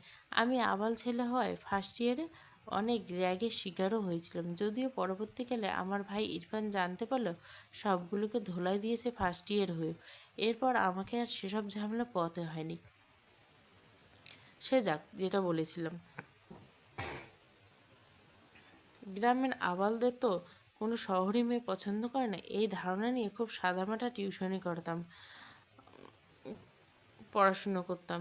কিন্তু আমার ধারণা ভুল, কারণ কখনো কখনো গ্রামের অহংকারী হয়, আবার আবাল ছেলেদের দেখে থুতু ফেলে। আবার কিছু শহরের মেয়ে পবিত্র ফুলের মনের অধিকারী হয়, যারা আবালদের পারলে মাথায় থেকে আরও উপরে ওঠাতে চায়। শুদ্ধ দুহাত প্যান্টের পকেটে রাখে, দূর থেকে ফজরের আজান ভেসে আসে। শুদ্ধ ততক্ষণ নিশ্চুপ থাকলো, স্বামী নীরবে অপেক্ষা করলো শুদ্ধর পরবর্তী কথা শোনার জন্য। শুদ্ধ রাতের অন্ধকারে ফাড়ার মুখটা দেখতে পায়। তার ফাড়া পাখি কি ভীষণ যত্নশীল। ঠোঁটের কোণে কিঞ্চিৎ হাসি ফুটে ওঠে। আজান শেষ হয়ে গেলে শুদ্ধ মৃদু হেসে বলে, ফাড়াতে এমনই এক পবিত্র ফুলের নাম, মনের অধিকারী, যে আমার মতো আবালকে পছন্দ করেছিল। মেয়েটা ছোট্ট ছিল, কিন্তু তার অনুভূতি ছিল নিখুঁত। আমার পা তো আগেই পিছলে ছিল, কিন্তু কি করে বলতাম, আমি কিন্তু তোমাদের গ্রামের এক মধ্যবিত্ত সন্তান। আমি শহরের মেয়ে ফাড়ার যোগ্য নই। তাই ভেবেছিলাম ফাড়া আমার চেয়ে ভালো কাউকে ডিজার্ভ করে। ডিসিশনও নিয়েছিলাম আমাকে চিরকুমার থাকতে হবে। ফাড়ার জায়গায় কাউকে দিতে পারবো নেভার। শুদ্ধ লাস্ট কথাটা কেমন যেন ভারী শোনালো। স্বামীর টনমন চোখে পিঠ ফিরিয়ে রাখা শুদ্ধর দিকে চেয়ে আছে। শুদ্ধ পিছু ফিরলে স্বামীর দ্রুত মাথা নিচু করে নেয়। শুদ্ধ কয়েক পা এগিয়ে এসে বলে, তোমাকে এসব বলার কারণ অবশ্য তুমি ধরতে পারছো, আমি জানি। তুমি ভাবতেই পারো আমি যদি আবালই থেকে যেতাম সারা জীবন, তবে আমাকে অন্য কেউ পেত। রাইট? রাইট, ইয়েস, রং। বউ হলে ফাড়াই হতো, নয়তো চিরকুমার ট্যাগ নিয়ে ঘুরতে হতো। এখন অবশ্য ফাড়াই বউ হবে। তাই আমি চাইছি না আমাকে নিয়ে কেউ মিথ্যে ভাবনা ভাবুক। শুদ্ধ এগিয়ে এসে বেডের উপর থেকে তার ফোনটা বের করে ফাড়ার একটা পিক দেখালো। শুদ্ধ নিজেই কিছুক্ষণ চেয়ে থাকে পিকটার দিকে, এরপর সামনে পিকটা ধরে বলে, এই যে আমার হবু বউ। ফাড়া পিটপিট করে দেখে ফোনের স্ক্রিনে এক হাস্যোজ্জ্বল মেয়ের মুখ। তার চোখে পানি টইটুম্ব। শুদ্ধ তার ফোন পকেট রেখে মৃদুস্বরে বলে, তোমাকে এসব কেন বললাম? এমনিতে পিকটা দেখালাম, এর কারণ আছে অবশ্যই। আমি চাই কেউ আমায় না চেয়ে আমার ভালোবাসা পাওয়ার জন্য যেন দোয়া করে, কারণ আমাকে চাওয়া মানে তার টাইম ওয়েস্ট। আর আমার ভালোবাসা পাওয়ার জন্য দোয়া করলে আমার ইচ্ছে পূরণের রাস্তা ছোট ছোট কাটা থাকলে সেগুলো পিষে যাবে দোয়ার বদৌলতে, বুঝেছ? স্বামী বেশ কিছুক্ষণ চুপ থেকে তার চোখের জলগুলো টুপ করে পড়া থেকে বহু কষ্টে নিজেকে সামলায়। এরপর মাথা নিচু করে ছোট করে বলে, জি। শুদ্ধ মৃদু হেসে বলে, তোমাকে আমি আমার ফ্রেন্ড বলেছি। ফ্রেন্ডদের মাঝে বয়স ডাজন্ট ম্যাটার। আমার মায়ের সাথে আমি কথা বলবো। আমার মা তোমাকে কিভাবে কি বলছে, কিভাবে কথা দিয়েছে, এসব আমি কিছু জানি না। আমার মনে হলো মায়ের চেয়ে তুমি বেশি কষ্ট পেতে পারো, তাই আগে তোমার সাথে ক্লিয়ার করলাম। আমার মা আমার মতামত না নিয়ে তোমাকে কথা দিয়েছে, তার জন্য I am really very very sorry. Samia চুপ থাকে। শুদ্ধ আবার বলে, তোমার নামটা যেন কি? সামিয়া ঢোক গিলে ছোট্ট করে বলে, জি সামিয়া। ওকে, নাইস নেম। তুমি এবার যেতে পারো। আমার কোনো কাজে আর হাত লাগাবে না। আমার না হওয়া বউ ভয়ঙ্কর রকমের ভালো, বুঝলে? আমার কপালে কোনো মেয়ে হাত দিয়েছে জানলে বটি দিয়ে কপাল দুভাগ করে দিবে। যদিও কাজটা ভয়ঙ্কর, কিন্তু ব্যাপারটা ইন্টারেস্টিং। একটু থেমে বলে, আচ্ছা এসব বাদ দাও, তোমার কীরকম ছেলে পছন্দ? আমাকে একটা লিস্ট দিও।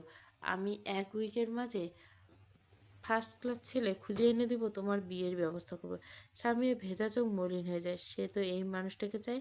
বলতে ইচ্ছে করলো, আমি তো আপনাকে চাই সাহেব, কিন্তু মনের কথা মুখে উচ্চারণ করার সাহস পেল না।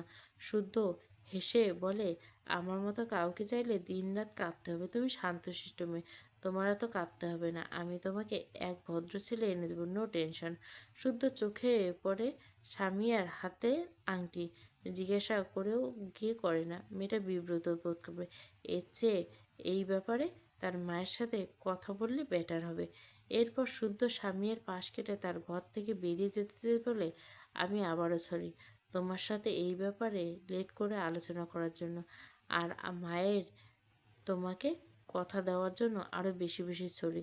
শুদ্ধ তার ঘর থেকে বাইরে বেরিয়ে গেলে স্বামীর চোখে জমানো অশ্রুকণা গাল বেয়ে গড়িয়ে পড়ে। তার জীবনটা কেমন হয়ে গেল। ডান হাতে চোখের পানি মুছে চুপচাপ শুদ্ধর ঘর থেকে বেরিয়ে নিজের ঘরের দিকে যেতে যেতে মলিন হেসে বিড়বিড় করে বলে, আপনাকে পেতে সৌভাগ্য নিয়ে জন্মাতে হবে সাহেব, কিন্তু আমি যে অভাগী। শুদ্ধ ডাইনিং টেবিলে ফলের ঝুড়ি থেকে একটা আপেল কামড়ে কামড়ে খাচ্ছিল। স্বামী তীক্ষ্ণ চোখে দেখলো। তার মায়ের উপর রাগ হলো। তার মা এরকম একটা বোকামি কেন করলো? সে তো অসুস্থ নয়, একদম সুস্থ প্রাপ্তবয়স্ক।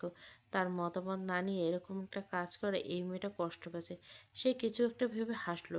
শুদ্ধ ভার্সিটি যাওয়ার জন্য বাড়ি থেকে বেরিয়েছে। পকেট থেকে ফোন বের করে ভাইসকে একটা কল করলে সাথে সাথে কল রিসিভার। শুদ্ধ বাঁ হাতে গাড়ি স্টিয়ারিং ঘোরাতে ঘোরাতে ফাইজকে প্রশ্ন করে, ভাড়া কোথায়, কী করছে, কেমন আছে, খেয়েছে? ওপাশে ফাইজ বিরক্তিতে চোখ মুখ বুজে আছে, চোখের উপর ডান হাত রাখা। শুদ্ধর কথায় উত্তর না করে ডান হাত বাড়িয়ে বেডের অপর পাশে হাতিয়ে ইনায়াকে খুঁজে। ফাঁকা হওয়ায় তাড়া করে চোখ মেলে দেখে ইনিয়া নেই। ঘরের চারপাশে চোখ বুলিয়ে ইনিয়াকে না পেয়ে হতাশায় ওপাশে শুদ্ধ চেঁচানো। ফাইজ উঠে বসে বিরক্তি কণ্ঠে, দিব না আমার বোনের খোঁজ। তোর বোনকে, তোর বোন যে অটিস্টিক, বিয়ের আগে বলিসনি কেন? শুদ্ধ ভুরুকুচকে বলে, অটিস্টিক মানে? আমার বোন বেশি হয়েছিল নাকি? ওর জন্য হাজারটা সুপত্র ছিল, তোর মতো বেয়াদব শেয়ালের জন্যই তো আমার বোন চাঁদের কপাল পড়ল। ফাইজ রেগে বলে, একটা থাপ্পড় খাবে। তোর বল আসলে প্রবলেম নেই, আমি বিয়ে করে ভার্জিন এখনো, বুঝ কি? শুধু বিরক্ত হলে, এসব কি? সেও বলল, তুইও একটু বুঝছো না? আমি তোর বোনের ভার্জিনিটি ঘেটে দিচ্ছি না বলে ও শুধু ফ্যাস ফ্যাস করে কাঁদছে। ফাইজ বিরক্ত হয়ে বলল, বল আমার বোনের মারাত্মক জ্বর, আর তুই মজা নিচ্ছিস? তোর বোন তো এক সুস্থ সবল রমণী, অথচ আমি তার 2 ইঞ্চি কাছে যেতে পারি না। শুদ্ধ কল কেটে দিল। ফারার জ্বর শুনে ফাইজ হতাশ, ফাটা কপাল তার। চলুক জীবন যেভাবে চলছে।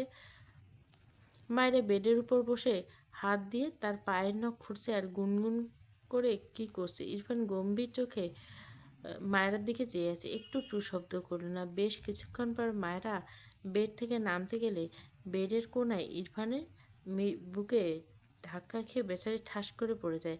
মৃদু আত্মনাদ করে সামনে তাকিয়ে ইরফানকে দিকে চোখ বড় বড় করে তাকালো। দ্রুত শোয়া থেকে উঠে ভদ্রভাবে বলল, আপনি কখন আসলেন? আপনি তো আচ্ছা পাবলিক, লুকিয়ে ছুড়িয়ে আমার গুনগুনিয়ে গান শুনছিলেন? ইরফান বিরক্ত কণ্ঠে বলল, স্টুপিড, তুমি কেন শুনছিলে আমার গান? মায়েরা অবাক। ও মাগো, এই রোবট মানবের মুখে বুলি ফুটেছে। মেকি রাগ দেখে বলল, আমি কখন শুনলাম? আপনিই তো নাচতে নাচতে এসে আমাকে শোনালেন। আমি তো জানতাম না আপনি গান গাইতে পারেন। ইরফান দু হাতে প্যান্টের পকেটে 2 হাত রেখে মায়েরার দিকে শীতল দৃষ্টি নিক্ষেপ করে বলে, আমি গাইনি। মায়েরা মাথায় হাত দিয়ে বলে, তাহলে কে গেছে? বিড়বিড় করে বলে, কি ধরিবাত, চোখে ধরা জিনিস অস্বীকার করে। মা ইরফান ডান হাত দু দু আঙ্গুলের সাহায্যে মায়েরার কপালে একটা টোকা দিয়ে ঠান্ডা গলায় বলে, আমি গেছি, but completely unwilling. You control me just like a stupid girl. কথাটা বলে ইরফান ওয়াশরুমের দিকে যায়। মায়েরা বোকা চোখে চেয়ে বলে, কন্ট্রোল করার জন্য রিমোট লাগে, আপনি কিনে দিয়েছেন আমাকে সেই রিমোট? ইরফান ঠোঁট বাঁকিয়ে একটু হাসলো। বিড়বিড় করে বলে, স্টুপিড গার্ল। কথাটা বলে ইরফান তার গতিপথ ঘুরিয়ে মায়েরার কাছে এনে মায়েরাকে কোলে তুলে নেয়। মায়েরা চেঁচিয়ে বলে, আরে কী করছেন? ইরফান কিছু বলে না।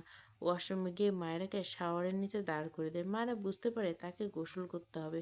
ইরফান কিছু বলার আগে সে বলে, আমি এখন গোসল করবো না, আমার ঠান্ডা লাগছে, এখন তো সকাল, কলেজ থেকে এসে করবো। শোনুন। ইরফান মায়েরাকে বাঁ হাতে চেপে রেখে বলে, স্টুপিড, এক্ষুনি শাওয়ার নেবে। এসব স্টুপিড হ্যাবিট নিয়ে ঘোরাঘুরি করলে থাপ্পড় দিয়ে দাঁত ফেলবো তোমার। মায়েরা মোচড়ামুচড়ি করতে করতে অসহায় কণ্ঠে বলে, প্লিজ, আমার ঠান্ডা লাগছে, আপনার শরীরে রক্ত বেশি, তাই দিনে 100 বার গোসল করুন, আমার তো রক্ত নেই, ছাড়ুন। ইরফান তীক্ষ্ণ চোখে মায়েরার পানে চেয়ে ডান হাতে ছাওয়ার ছেড়ে দেয়। মায়েরা চেঁচিয়ে ওঠে। ইরফান 2 হাতে মায়েরাকে নিজের সাথে চেপে মায়েরার কানে গেছে মুখ নিয়ে শীতল কণ্ঠে বলে, ব্লাড বাড়ানোর মেডিসিন খাওয়াবো, ডোন্ট ওয়ারি, তুমি দিনে 100 বার শাওয়ার নেওয়ার প্রিপারেশন নাও। মায়েরা মাথা তুলে ইরফানকে দেখতে চায়। পানির ঝাপটায় চোখের উপর পড়ায় চোখ বন্ধ হয়ে আসে বারবার। তবুও ঝাপসা চোখে ইরফানকে দেখে বোকা চোখে প্রশ্ন করে, কেন? ইরফান মায়েরার মুখাবয়ব দৃষ্টি বুলায়, পানির কণা মায়েরার মুখে একের পর এক ছুঁয়ে দিচ্ছে। তার নাক মুখ বেয়ে পানি পড়া কিছুটা মায়েরার মুখের উপর পড়ছে। ইরফান মোহিত চোখে মায়েরার মুখ পানে দৃষ্টি নিবদ্ধ করে, ঠোঁট পাকায়, বিড়বিড় করে স্টুপিড বড় হও কথাটা বলে মায়েরার ভেজা ঠোঁট জোড়া আঁকড়ে ধরে। শুদ্ধ ফারার দরজার সামনে দাঁড়িয়েছে, ফারার দরজা আটকানো। শুদ্ধ ফাইজের দিকে তাকিয়ে বলে, তোর বোনকে দরজা খুলতে বল, মেজাজ খারাপ হচ্ছে বলে দিলাম। ফাইজ বিরক্ত হয়, তুই রেগে গিয়ে কিছু একটা করেছিলি। কি করেছিলি রে? না বললেও না বল, তোদের ব্যাপার। কিন্তু আমার বোন এত কেঁদেছে, মানে মারাত্মক কিছু। তুই গতকাল আমার বোনটার খোঁজ না নিয়ে উল্টে বলেছিস স্বামিয়া না টামিয়াকে বিয়ে করবি। এখন আমার বোন রাগ করেছে, তুই খেয়ে দে বিদে হয়ে যা। শুধু কটমট দৃষ্টিতে তাকায় ফাইজে দেখে রেখে বলে, এই বেয়াদব, তুই ওকে খবর দিয়ে দরজা বন্ধ করে দিয়েছিস তাই না? ফাইজ শুদ্ধর মাথায় হাত বুলিয়ে দাঁত কেলিয়ে বলে, চুল ছোট হলেও বুদ্ধি আছে তোর, হাউ ফানি। শুদ্ধ রাগ লাগছে, তার সাথে মজা নিচ্ছে এই বেয়াদব। শুদ্ধ দরজায় আলতো করে থাপ্পড় দিয়ে নরম কণ্ঠে বলে, ফাড়া পাখি দরজা খুলো। ফাইজ চোখ ছোট করে বলে, এই আমি তো শালা, লজ্জা করে না আমার সামনে আমার বোনকে এভাবে ডাকতে? শুদ্ধ বিরক্ত করে, না করে না। তোর লজ্জা করলে শার্ট খুলে মুখ ঢেকে রাখ। বেয়াদব ইনিয়াকে আজকে আমি নিয়ে যাব। শুধু ফাড়াকে একবার দেখে নি। কথা মাঝে ফাড়া দরজা খুলে দেয়। শরীর দুর্বল হয়, শুধু ঘুম পাচ্ছে। আর শুদ্ধর গলা পেয়ে মেয়েটা বেশ কিছুক্ষণ চুপ থাকলে এখন নিজেই খুলে দেয়। তার ভীষণ ইচ্ছে করছে শুদ্ধকে দেখতে। অসুস্থ শরীরে সব রাগ অভিমান চেপে শুদ্ধকে দেখতে দরজা খুলে দাঁড়ায়। শুদ্ধ দরজা খোলার শব্দ পেয়ে ফাইজের বাদ দিয়ে দ্রুত পিছু ফিরে তাকায়। ফারা নিভু নিভু চোখে তাকিয়েছে, চোখে মুখে অসুস্থতার ছোঁয়া। শুদ্ধর বুকে ব্যথা হলো, দ্রুত ঘরের ভেতরে পা রেখে ফারাকে জড়িয়ে দিল। ফারা চোখ বড় বড় করে সামনে দাঁড়ানো ভাইয়ের দিকে তাকায়, লজ্জায় দ্রুত চোখ বুজে নেয়। ফারা হা হয়ে তাকায় শুদ্ধর দিকে। এটা কি নির্লজ্জ! পিছন থেকে শুদ্ধর কলা টেনে ধরে, এই বেয়াদব, আমার বোনকে ছাড়, বিয়ে না করে এসব ঘেঁষাঘেঁষি শুরু করছিস। শুদ্ধ ফাড়াকে ছেড়ে ফাইজকে ঠেলে রুম থেকে বের করে দিয়ে বলে, যা, তোর বাবা মার সাথে আলোচনায় বসো না, আমি একটু পর আসছি। শুধু একটু ধরছি তোর বোনকে, আর কিছু করবো না। যা, তুই আমার ভালো শোনা। বলে ফাইজের মুখের উপর ঠাস করে দরজা বন্ধ করে দেয়। ফাইজ তবদা খেয়ে চেয়ে আছে দরজার দিকে।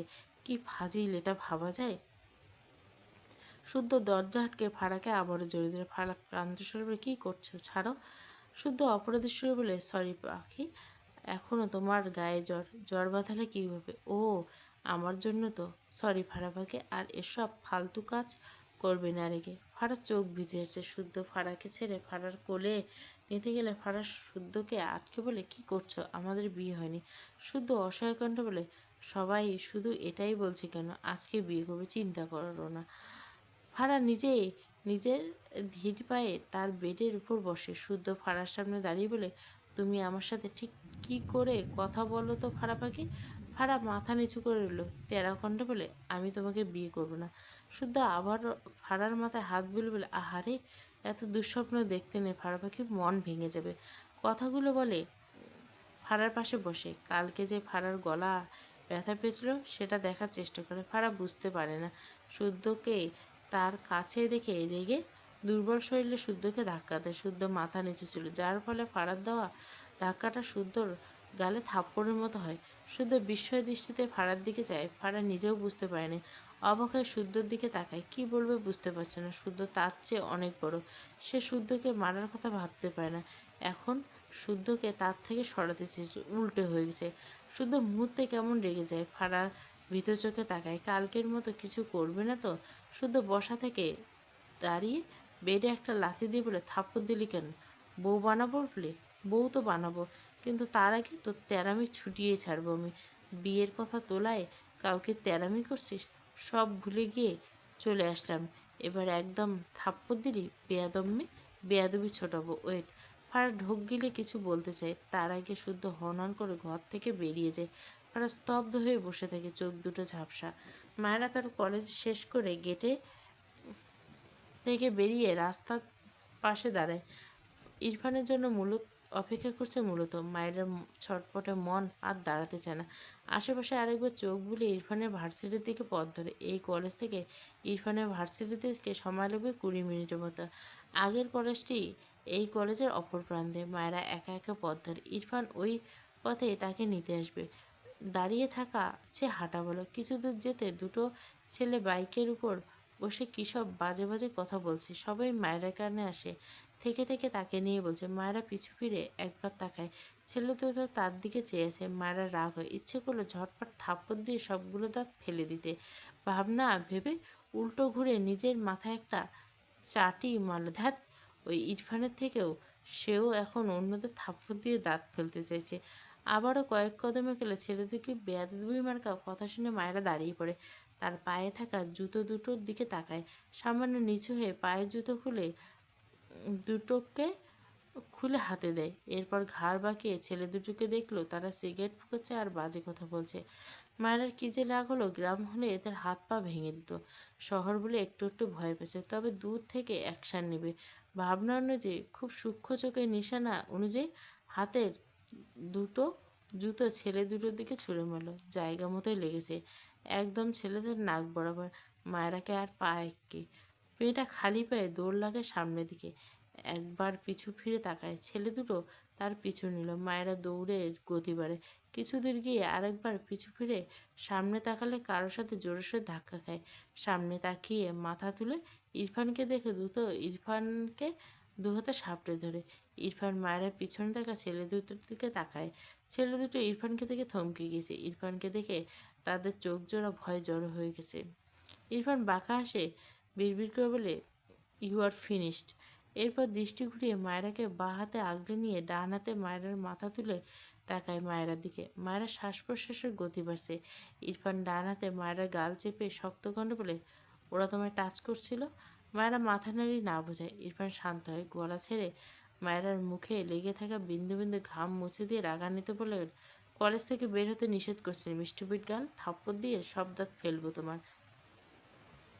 মাটা চোখ নামিয়ে দেয়। পাশ থেকে সৌভিক অবাক হলে, কি রে ইরফান, এটা তোর বউ? সেই বাচ্চা বউটা নাকি? মায়েরা ইরফানকে ছেড়ে দেয়, কিন্তু ইরফান ছাড়ল না। বিরক্তিতে সৌভিকের দিকে তাকায়। সৌভিক মায়েরার দিকে চেয়ে হেসে বলে, এত সুন্দর বউ কোথায় পেলে? ইরফানের চোয়াল শক্ত। মায়েরাকে কোলে তুলে নেয়। মায়েরা চোখ বড় বড় করে তাকায়, কিন্তু চেঁচাল না। মিনমিন করে বলে, নামান। হায় হায়, অনেক মানুষ। ইরফান ভাবে মায়েরাকে তার গাড়িতে বসিয়ে দেয়। বাঁ হাতে মায়েরার গাল চেপে দাঁতে দাঁত পিষে বলে, এখান থেকে এক পা বাইরে রেখেছিস তো তোকে খুন করবে স্টুপিড গাল। মায়েরা কেঁপে ওঠে। ইরফান গাড়ির দরজা লাগিয়ে সৌভিকের সামনে এসে দাঁড়িয়ে বলে, ফোন নিচে রাখবি। আফটার অল চোখ তুলে নেওয়ার অভিজ্ঞতা আমার একটু বেশি আছে। সৌভিক হেসে বলে, তুই আবার কার চোখ তুলছিস? সবচেয়ে বড় কথা, কার জন্য? ইরফান ঠোঁট বাঁকালো একটু। সৌভিক হেসে বলে, এসব বাদ দে। তুই যে এখানে বউয়ের সাথে জড়াজড়ি করলি, অনেক স্টুডেন্ট হয়তো দেখেছে। আমি তো ছোটোখাটো একটা শত্রু। বাল্যবিবাহের খবর তো ছড়িয়ে যাবে, তুই চাকরি হারাবি। ইরফান ভাবলেহীনভাবে উত্তর দেয়, আই ডোন্ট কেয়ার। একটু থেমে বাঁ হাতের প্যান্টের পকেটে রেখে ডান হাতে সৌভিকের কলার চেপে দাঁতে দাঁত চেপে বলল, I think you will become blind every soon. কথাটা বলে সৌভিককে একটা ধাক্কা দিয়ে গটগট পায়ে তার গাড়ির দিকে যায়। খুব লো ভয়েসে শীষ বাজায়, ঠোঁটের কোণে বাঁকা হাসি। ইরফান খুব লো ভয়েসে শীষ বাজাতে বাজাতে মায়েরা পাশে ড্রাইভিং সিটে বসে। মায়েরা পানির পর থেকে পানি খাচ্ছিল। হঠাৎ ইরফানের শীষ কানে আসতে বেচারি ইরফানের দিকে চেয়ে কেসে ওঠে। ইরফান নিজেকে স্বাভাবিক করে ঘাড় বাঁকিয়ে মায়েরার দিকে তাকায়। মায়েরার মুখে পানি ছিল। কেশে ওঠা মুখ থেকে পানি ছিটকে ইরফানের মুখে গিয়ে পড়ে। মায়েরার চোখ বড় বড় হয়ে যায়। ডান হাতে মুখ চেপে ধরে, হায় আল্লাহ, এই লোকটার সাথে শুধু অঘটন ঘটতে এমনিতে কেমন রেগেছিল। দাঁত ফেলা আর বদলে খুন করে ফেলছে। এখন তাকে কি করবে? ইরফান রেগে বলে, স্টুপিড গার্ল, বড় হবে না তুমি? মায়েরা অসহায় কণ্ঠে বলে, সে তো বড়ই, ভুল করে কিছু হয়ে গেলে এই লোক তাকে শুধু বলবে, বড় হবে না তুমি, বড় হবে না। ইনোসেন্ট ফেস বানিয়ে বলবে, আমি বড় হয়েছি, আপনি চশমা কিনুন। এত বড় আমি, শুধু দেখেন না। ইরফান ডান হাতে তার মুখে লেগে থাকা পানির কণা মুছে মায়েরার দিকে তীক্ষ্ণ চোখে যেয়ে বলে, আর ইউ শিওর? মায়েরা মাথা উপর নিচ করে হ্যাঁ সূচক সম্মতি দেয়। ইরফান ঘাড় ঘুরিয়ে সামনে তাকায়। গাড়ির স্টার্ট দিয়ে স্টিয়ারিং ঘোরায়। ঠোঁট বাঁকায় সামান্য। দৃষ্টি রাস্তার পানে রেখে ঠান্ডা গলা বলে, ওকে, ভেরি সুন প্রুফ নিব। মায়েরা বাঁকা চোখে তাকিয়ে থেকে ইরফানের দিকে। হাতে থাকা পানির পর থেকে আরও কিছুটা পানি খেয়ে নেয়। এরপর পানির পটটি ব্যাগে রেখে দুপাশে সিটের উপর তুলে রাখে। পায়ের মোজা খুলে সিটে মাথা এলিয়ে শান্তির চোখ বুজে নেয়। একটু পর কিছু একটা ভাবতে তড়াক করে চোখ মিলে ইরফানের দিকে তাকায়। ইরফান একা একা কথা বলতে শুনে মায়েরা চোখ ছোট ছোট করে তাকায়। কানে ফোন নেই, দু হাতে গাড়ির স্টিয়ারিং ধরেছে। তাহলে একা একা কার সাথে কথা বলছে? ভাবনা অনুযায়ী একটু এগিয়ে ইরফানের মুখের সামনে তার মুখ নিয়ে কি গিয়ে দেখার চেষ্টা করছে ইরফান কি করছে। বেচারি সঠিকভাবে কিছু করতে পারে না। ঠাস করে ইরফানের কোলের উপর মুখ থুবড়ে পড়ে। ইরফান কথা বলতে বলতে বিস্ময় দৃষ্টিতে তাকায় তার দু পায়ের উপর উবুর হয়ে থাকা মায়েরা দিকে। মায়েরা দ্রুত মাথা তুলে বলে, সরি। কথাটা বলে দ্রুত তার সিটে ঠিক হয়ে বসতে গেলে ইরফান বাঁ হাতে মায়েরাকে টেনে তার কোলে বসায়। ড্যাশবোর্ডের উপর থেকে ফোনটা নিয়ে লাইন কেটে আবারও ফোন সেখানে রেখে দেয়। মায়েরা ঢোক গিলে ঘাড় ঘুরিয়ে ইরফানের দিকে তাকিয়ে মিনমিন করে বলে, সরি, আসলে আমি চেক করছিলাম আপনি পাগল হয়ে গেলেন কিনা। ইরফান সাথে সাথে বলে ওঠে, হয়েছি। মায়েরা অবাক হয়ে বলে, কি? ইরফান বাঁ হাতে মায়েরার মাথার সামনে ঘুরিয়ে দৃষ্টি সামনে রেখে ঠোঁট বাঁকিয়ে সূক্ষ্ম হেসে বলে, পাগল। মায়েরা কি বলবে বুঝতে পারছে না। এই লোকটা কি সত্যি সত্যি পাগল হলো নাকি নিজেকে পাগল বলছে। ইরফান বাঁ হাতে গাড়ির স্টিয়ারিং ঘোরাতে ঘোরাতে ডান হাতে কানের ব্লুটুথ খুলে গাড়ির ড্যাশবোর্ডের উপর রাখে। মায়েরা বাঁকা চোখে দেখলো ইরফান ফোনের পাশে ব্লুটুথ রাখলো। ইরফান এবার বুঝলো আসল কাহিনী। ধ্যাত, তার মাথায় এটা আসেনি কেন? ইরফান মায়েরার হিজাবের নিচ দিয়ে তার বাঁ হাত ঢুকিয়ে দেয়। মায়েরা চেঁচিয়ে ওঠার আগে ইরফান মায়েরার গলা চেক করে মৃদুস্বর বলে, শীত লাগছে। মায়েরা ঢোক গিলল।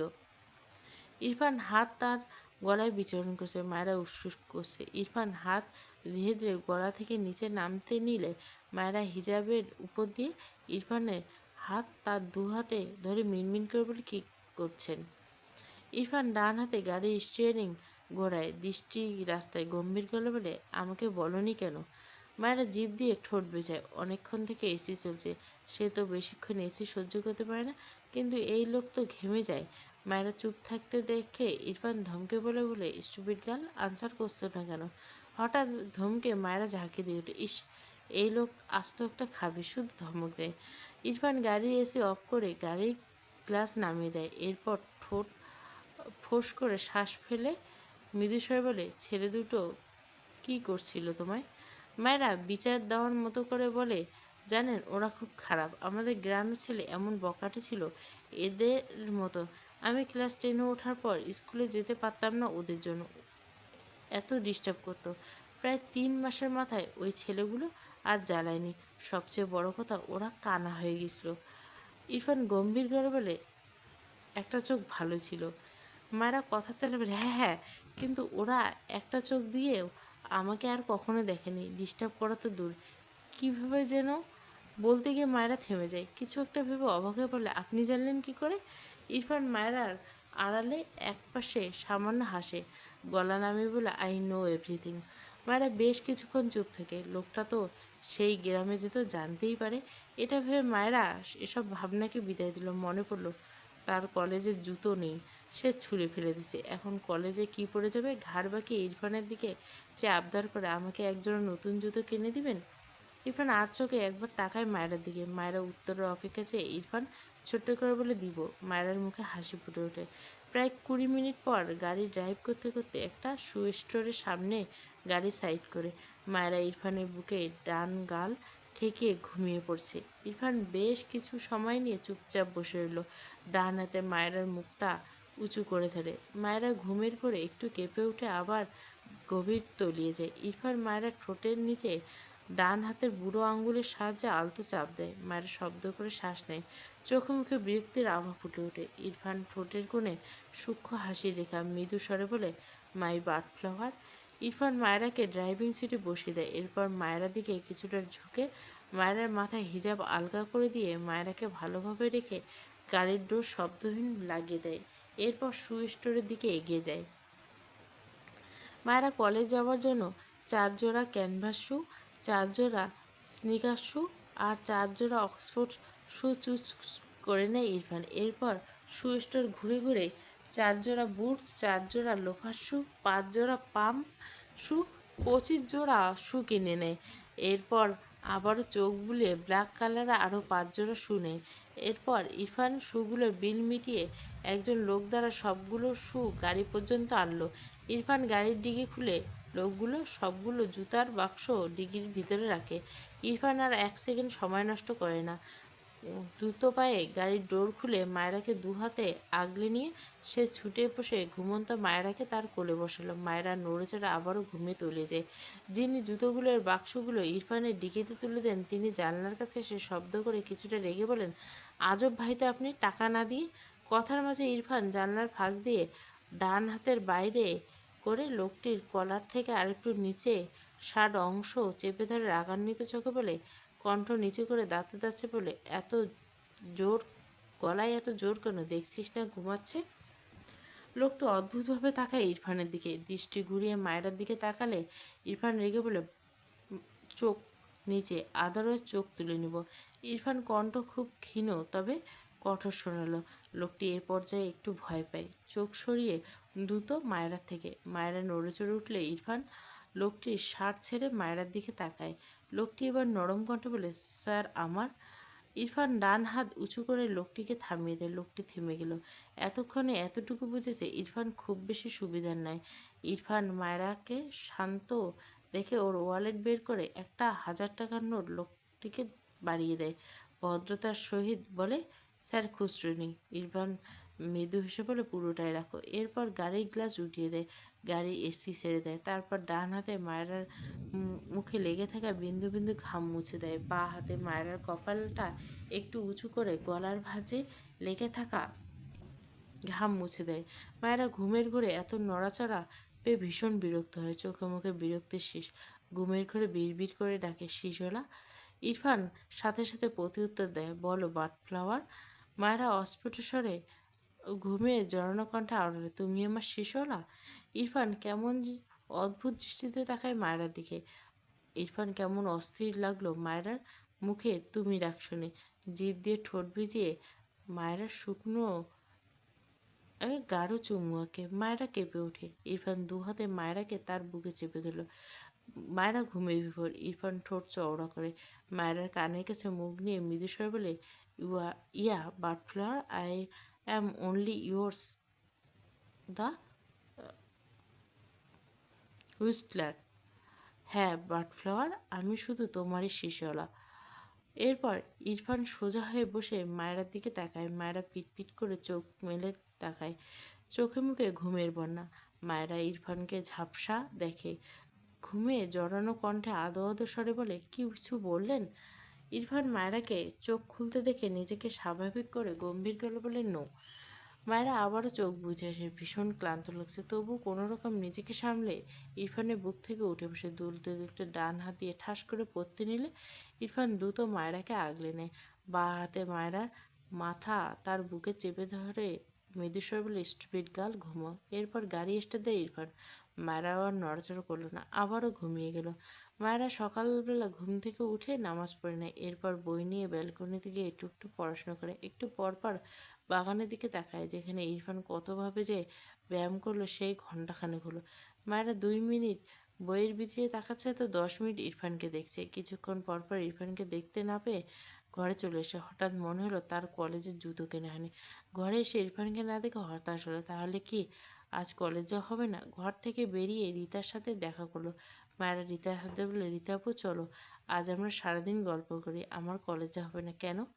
আমার জুতো নেই। তোমার ইরফান ভাইকে কিনে দিতে বলছিলাম, দেয়নি। কিপ্টে লোক, একজোড়া জুতোই তো চেয়েছিলাম। মায়েরার কথায় রিতা হেসে বলল। মায়েরার হাত ধরে সিঁড়ি বেয়ে নিচে নেমে একটা নতুন জুতোর র্যাক সামনে দাঁড় করে। এই পুরো র্যাক ভর্তি জুতো, তুমি কালকে তাড়াতাড়ি ঘুমিয়ে যাওয়ায় দেখতে পাওনি। মায়েরা জুতোর র্যাক খুলে দেখলো আসলেই এটা ভর্তি জুতো।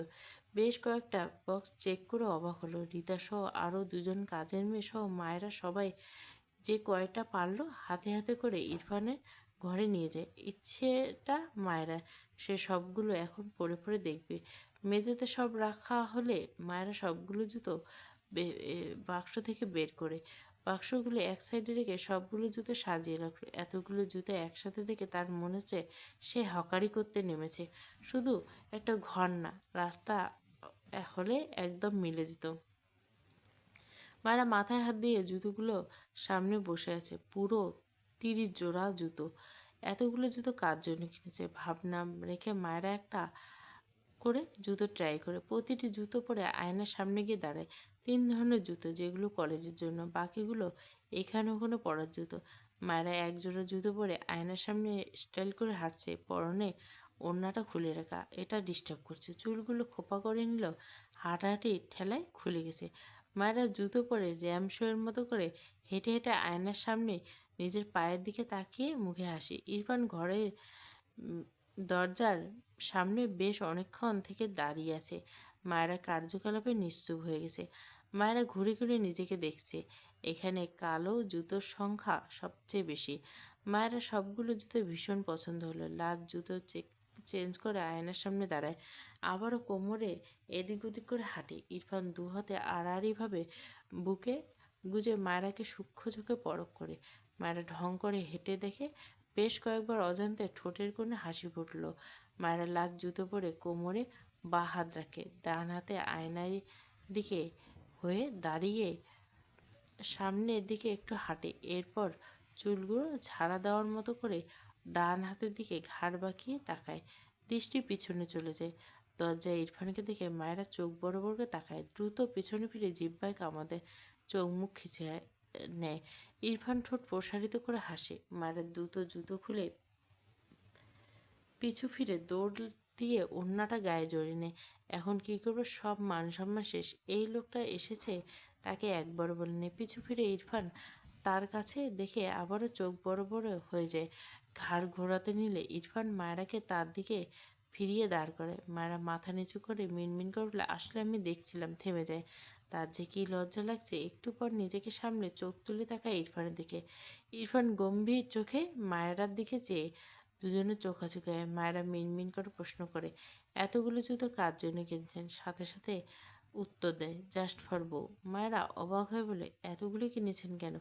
ইরফান মায়েরা কপালে বাম পাশ থেকে ডান পাশে আঙ্গুল আলতো হাতে ঘোরায়।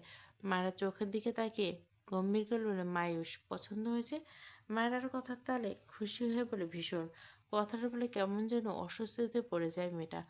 মাথা নিচু করে নেয়। ইরফান সূক্ষ্ম হেসে ছোট করে বলে, গুড গার্ল। এরপর উল্টো ঘুরে ওয়াশরুমের দিকে যেতে ঠোঁট বাঁকিয়ে হাসে, ছোট্ট করে একটুখানি শীষ বাজায়। মায়ের বুক ধরপড় করে ওঠে। তার প্রিয় শেষ। ইরফানের উন্মুক্ত ফর্সা ঘামযুক্ত পিঠটার দিকে তাকিয়ে থাকে। ইরফান তার সমভাবে খুব ভালো লাগলো। ঠোঁটের কোণে মৃদু হাসি লেগে গেল। ফারা ভার্সিটিতে পা রেখে এদিক ওদিক চোখ ঘুরে শুদ্ধকে খুঁজে। মেয়েটার গায়ে হালকা জ্বর। গতকাল শুদ্ধ থেকে ভুল বুঝেছে। এরপর থেকে ফারা কতগুলো যে কল করেছে শুদ্ধকে, শুদ্ধ থেকে কোনো রেসপন্স পায়নি। গতকাল ভার্সিটিতে আসতে পারেনি, জ্বর বেড়েছিল। আজ খুব কম লাগছে। যদিও তার মা আসতে নিষেধ করছে, সে শোনেনি। শুদ্ধকে সে নিজ থেকে কল দিত না সেভাবে। তাদের এই অনুভূতি একদম প্রথম প্রথম। ফারা দিনে হিসাব ছাড়া কল করতো। শুদ্ধ এটা ওটা বাহানে। শুদ্ধ প্রথম দিকে তাকে ভীষণ অ্যাভয়েড করতো। কথাটা মনে করতে চোখের কোণে জলের কোনো আবির্ভাব হলো। মাথাটা নিচু করে হাঁটলো। সেই দিনের কথাগুলো ভাবলে হাসি পায়। ভীষণ পাগলামো করতো শুদ্ধর সাথে একবার কথা বলার জন্য। এরপর যখন একটু একটু করে বুঝতে শুরু করছিল যে শুদ্ধ, তখনই মিশকার জন্য শুদ্ধ তাকে থাপ্পড় মারল। এরপর থেকে ফারার অভ্যাস বদলে যায়, পাগলামির লাগাম টানে। শুদ্ধ তাকে সবসময় অন্য মেয়েদের নিয়ে নয়তো তাকে তিরস্কার করে কথা বলতো, কিন্তু কালকের মতো এতটা অ্যাভয়েড কখনো করেনি। কোথা থেকে শাহেদ দৌড়ে এসে ফারার পাশে দাঁড়িয়ে বলে, কিরে কখন আসলি? ফারা মাথা তুলে বিরক্তিকণ্ঠে বলল, তুই আমার থেকে 100 হাত দূরে থাকবি। শাহেদ অসহায় কণ্ঠে বলল, আমি আবার কি করলাম? তোর জন্য শুদ্ধ ভাই। থেমে যায় ফারা। দূর থেকে নুসরত দৌড়ে এসে ফারার পাশ থেকে বলে, আরে শুদ্ধ দিল ভাই কষ্ট পায়, সেই কষ্ট পেলে আমার ফারা বেবিও কষ্ট পায়, বুঝছিস? বুঝিস না? ফারা রেগে তাকালো নুসরতের দিকে। কিছু না বলে ধূপধাপ পা ফেলে তার ক্লাসরুমকে দিকে তাকায়। সাজিদ শাহিদের দিকে তাকিয়ে বলে, তুই মেয়েদের গায়ের উপর পড়িস কেন? তোর জন্য ওর সাথে শুদ্ধ ঝামেলা হয়েছে। নুসরাত আর শাহেদ একসাথে বলে ওঠে, এই যে আমাদের মহৎ ভদ্র সুশীল বিদ্যাসাগর কালামানিক। সাজিদ বিরক্ত হয়ে ক্লাসের দিকে পথ ধরে। নুসরাত আর শাহেদ একসাথে হেসে ওঠে। ফারা মন খারাপ হয়ে যায়। আর শুদ্ধর ক্লাস নেই। কখন ক্লাস শেষ হবে সে শুদ্ধর সাথে কথা বলে ছটপটানি মন নিয়ে মেয়েটা প্রথম ক্লাস করলো। এরপর কোনো দিকে না থেকে দ্রুত ক্লাসরুম থেকে বের হয়। পিছন থেকে তার ফ্রেন্ডের ডাক শুনল না, ফিরেও তাকালো না। ফারা আশেপাশে চোখ বুলে মূলত শুদ্ধকে খুঁজছে। হাঁটতে হাঁটতে শুদ্ধর অফিসে দেখে চলে এসেছে। শুদ্ধ তার অফিস রুমের দিকে হেঁটে যাচ্ছিল। ফারা এক প্রকার দৌড়ে শুদ্ধর পিছন দিকে রেখে শুদ্ধ ভাই। শুদ্ধর পা থেমে যায়, তবে পিছু ফিরল না। ফারা আবার অপরাধীর ন্যায় বলে, শুদ্ধ ভাই সরি। শুদ্ধ পিছু ফিরে তাকায়, রেগে বলে, এখান থেকে যাও ফারা, এটা তোমার বাসা নয় ভার্সিটি। ফারা অসহায় কণ্ঠে বলে, শুদ্ধ ভাই আমার কথাটা। শুদ্ধ ধমক দেয়, ফারা আমি কিন্তু থাপ্পড় দিয়ে দিব যে কোনো টাইমে, এখান থেকে যাও। ফারা চোখ জোড়া জল কোনো চিকচিক করে। সে মানল না। দু পা এগিয়ে এসে ভাঙা বলে, প্লিজ শুদ্ধ ভাই একবার। শুদ্ধ এবার আগের চেয়েও জোরে ধমক দেয়, ফারা যাবে তুমি নাকি মার খাবে? ফারা মাথা নিচু করে নেয়। শুদ্ধ ফারাকে এখনও এখানে দেখে আবারও ধমক দেয়, ফারা তুমি একটা বেয়াদব নারী, বুঝেছো, যাও এখান থেকে। ফারার চোখে টইটুম্বির পানি নিয়ে মাথা তুলে তাকায়। কিছু বলার জন্য মুখ খুলতে শুদ্ধ এবার বেশ কড়া একটা ধমক দেয়। ফারা কেঁপে ওঠে। শুদ্ধ তার অফিসে গিয়ে ঠাস করে দরজা আটকে দেয়। ফারা মাথা নিচু করে বেশ কিছুক্ষণ বদ্ধ দরজার সামনে দাঁড়িয়ে এলো। শুদ্ধ দরজা খুলে সেই আসে, কিন্তু শুদ্ধ দরজা খুলল না। ফারা নীরবে অশ্রু নিয়ে গিয়ে ভার্সিটির মাঠে এক কোণায় নিরিবিলি জায়গায় বসে। কিছুক্ষণের মধ্যে ফারা আর পাশে নুসরত বলে। ফারা অবাক হয়ে বলে, এখানে একাই কী করছিস? তোর ক্লাস ছিল না? ফারা মাথা নিচু করে বিরক্ত করে বলে, আমি এই স্যারের ক্লাস করি না। কেন? কারণ এই শফিক স্যার একটা বেয়াদব। নুসরত অবাক হলো, কেমনে জানলি? দেখতে তো ভালোই লাগে, ভেতরে ভেতরে কালোতে ভরা। শফিক স্যার ফারাকে একদম পছন্দ নয়। একদিন তাদের বাড়ি গেছিল ওই শফিক, তাকে বাজে কথা বলেছিল। শুদ্ধ সেদিন খুব রেগেছিল। তখন ফারা চিনত না এই স্যারকে, কারণ তাদের ক্লাস নিত না তখন। পরে তার ভাইয়ের থেকে এই শফিক স্যারের ব্যাপারে শুনেছিল। নুসরত ফারার কাঁধে হাত দিয়ে বলে, এভাবে কাঁদছিস কেন? ফারা চোখ থেকে আবারও পানি গড়িয়ে পড়ে, নাক টেনে কালকে শুদ্ধ থাপ্পড় মারা ঘটনা বলে। শুদ্ধ তার সাথে কথা বলছে না সেসব। নুসরত এক হাতে ফারাকে জড়িয়ে ধরে, আরে বাবা এত কান্নার কেসে সবার একটু একটু ঝামেলা, তাই বলে হাত পা ছড়িয়ে কাঁদবি? এমনি ঠিক হয়ে যাবে। শুদ্ধ স্যার এমনিতে ভালো। ফারা নাক টেনে নুসরতের দিকে ডেকে বলে, তুই শুদ্ধ ভাইকে ভালো বলছিস কেন? নুসরত গায়ের হাওয়া খাওয়ার ভঙ্গি করে বলে, নিতে যাচ্ছি না তোর জামাইকে, রিল্যাক্স ফারা বেবি। ফারা কান্নামাখা গলে বলে, শুদ্ধ ভাই আগে কখনো এমন করেনি, আমি ইচ্ছে করে থাপ্পড় দেইনি সত্যি। নুসরতের মায়া লাগলো। ফারাকে এক হাতে জড়িয়ে নিয়ে বলে, একটু রেগে আছে, ঠিক হয়ে যাবে, কান্না করিস না। শুধু চেয়ারে গা হেলিয়ে হঠাৎ হেসে উঠল। এই ফারার তেরামি এভাবে ছুটতে জানলে কত আগে এসব ডোজ দিত। কি সাংঘাতিক কাজ করছে, তাকে থাপ্পড় মেরেছে, এসব মানবে না, বউ কেন মারবে? শুদ্ধের মেজাজ বেশ ভালো চড়া ছিল। ফারাকে কাঁদতে দেখে একটু ঠান্ডা হয়েছে। পকেট থেকে ফোন বের করে ফাইজ কল করে। শুদ্ধ রিসিভ হলে শুদ্ধ ডেকে ওঠে, দোস্ত বল। কই তুই? কাজে এসেছি। শুদ্ধ অবাক হওয়ার ভান করে বলে, কাজই ডাকতে গিয়েছিস? ওয়াও, হাউ কিউট শালা। অতঃপর লজ্জা পাওয়ার ভান করে বলে, কি দুষ্টু রে। যেই বললাম তোর বোনের ভার্জিনটি ঘেটে নেওয়ার জন্য কেঁদে কেটে অস্থির, অমনি পরের দিনে ভাই হয়ে বোনের কান্না সহ্য করতে না পারে বোনের ভার্জিনিটি নষ্ট করতে উঠে পড়ে লেগেছিস। তোর মতো ভাই ঘরে ঘরে দরকার। শোনা ভাই ডেকে বলে, এই বেয়াদব, আমি ফারার বড় ভাই। শুদ্ধ হাসি হেসে মুখ করে বলে, কি কিউট বড় ভাই রে তুই। শালা হিসেবে তো ভেরি ভেরি কিউট। আমাকে শালা বানানোর জন্য কি সুন্দর উঠে পড়ে লেগেছিস। আমার তো বিয়ের শেরওয়ানি বানানো হয়নি শোনা। তোর বোন আমাকে শার্ট প্যান্ট পরে বিয়ে করবে। ফাইজ হতাশে, এই বেয়াদব কোথা থেকে উঠে এসেছিল। শুদ্ধ এবার কিছুটা সিরিয়াস ভান করে বলল, সুন্দর দেখে একটা কাজী আনিস বুঝলি, কাজী টাক হলে কিন্তু বিয়ে করবো না, ওর হাওয়া লেগে আমি টাকটুক হয়ে যাই। আবার আরেক জ্বালা। ভাই জোপাস থেকে হেসে ফেললো। তারপর বললো, তোর বিয়েতে আমি টাক কাজই খুঁজে আনবো শালা বান্দর। শুধু ইনোসেন্ট ফেস বললো, অতঃপর বলছি তোর বোনকে একটু স্যাড সং পাঠাতো। কেন? আরে তোর বোন ঘাড়ের তেরা রগে একটু টান দিয়েছে, বেচারি কষ্ট পাচ্ছে। তোর বোনটার কি কষ্ট, ওকে একটু স্যাড সং পাঠা। ফাইজ রেগে বলে, এই বেয়াদব তুই আবার আমার বোনের পিছিয়ে লেগেছিস।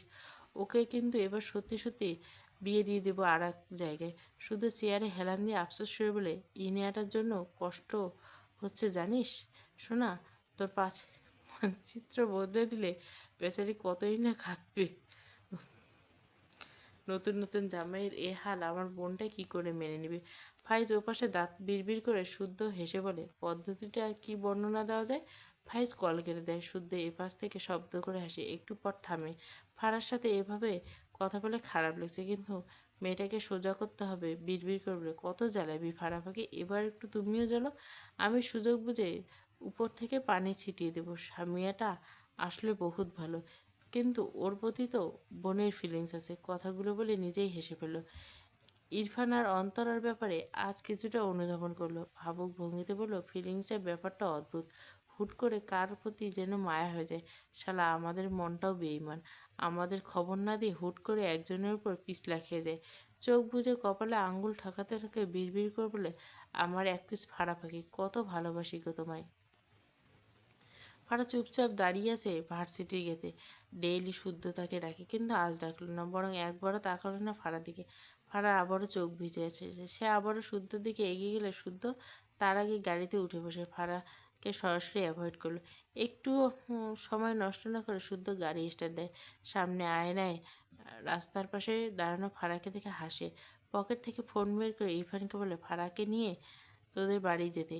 ফারা বেশ অনেকক্ষণ চুপ করে সেখানে দাঁড়িয়ে রইল। এরপর উল্টো পথে একা একা হাঁটতে মাথা নিচু। একটু পর চোখে পানি মুছে নেয়।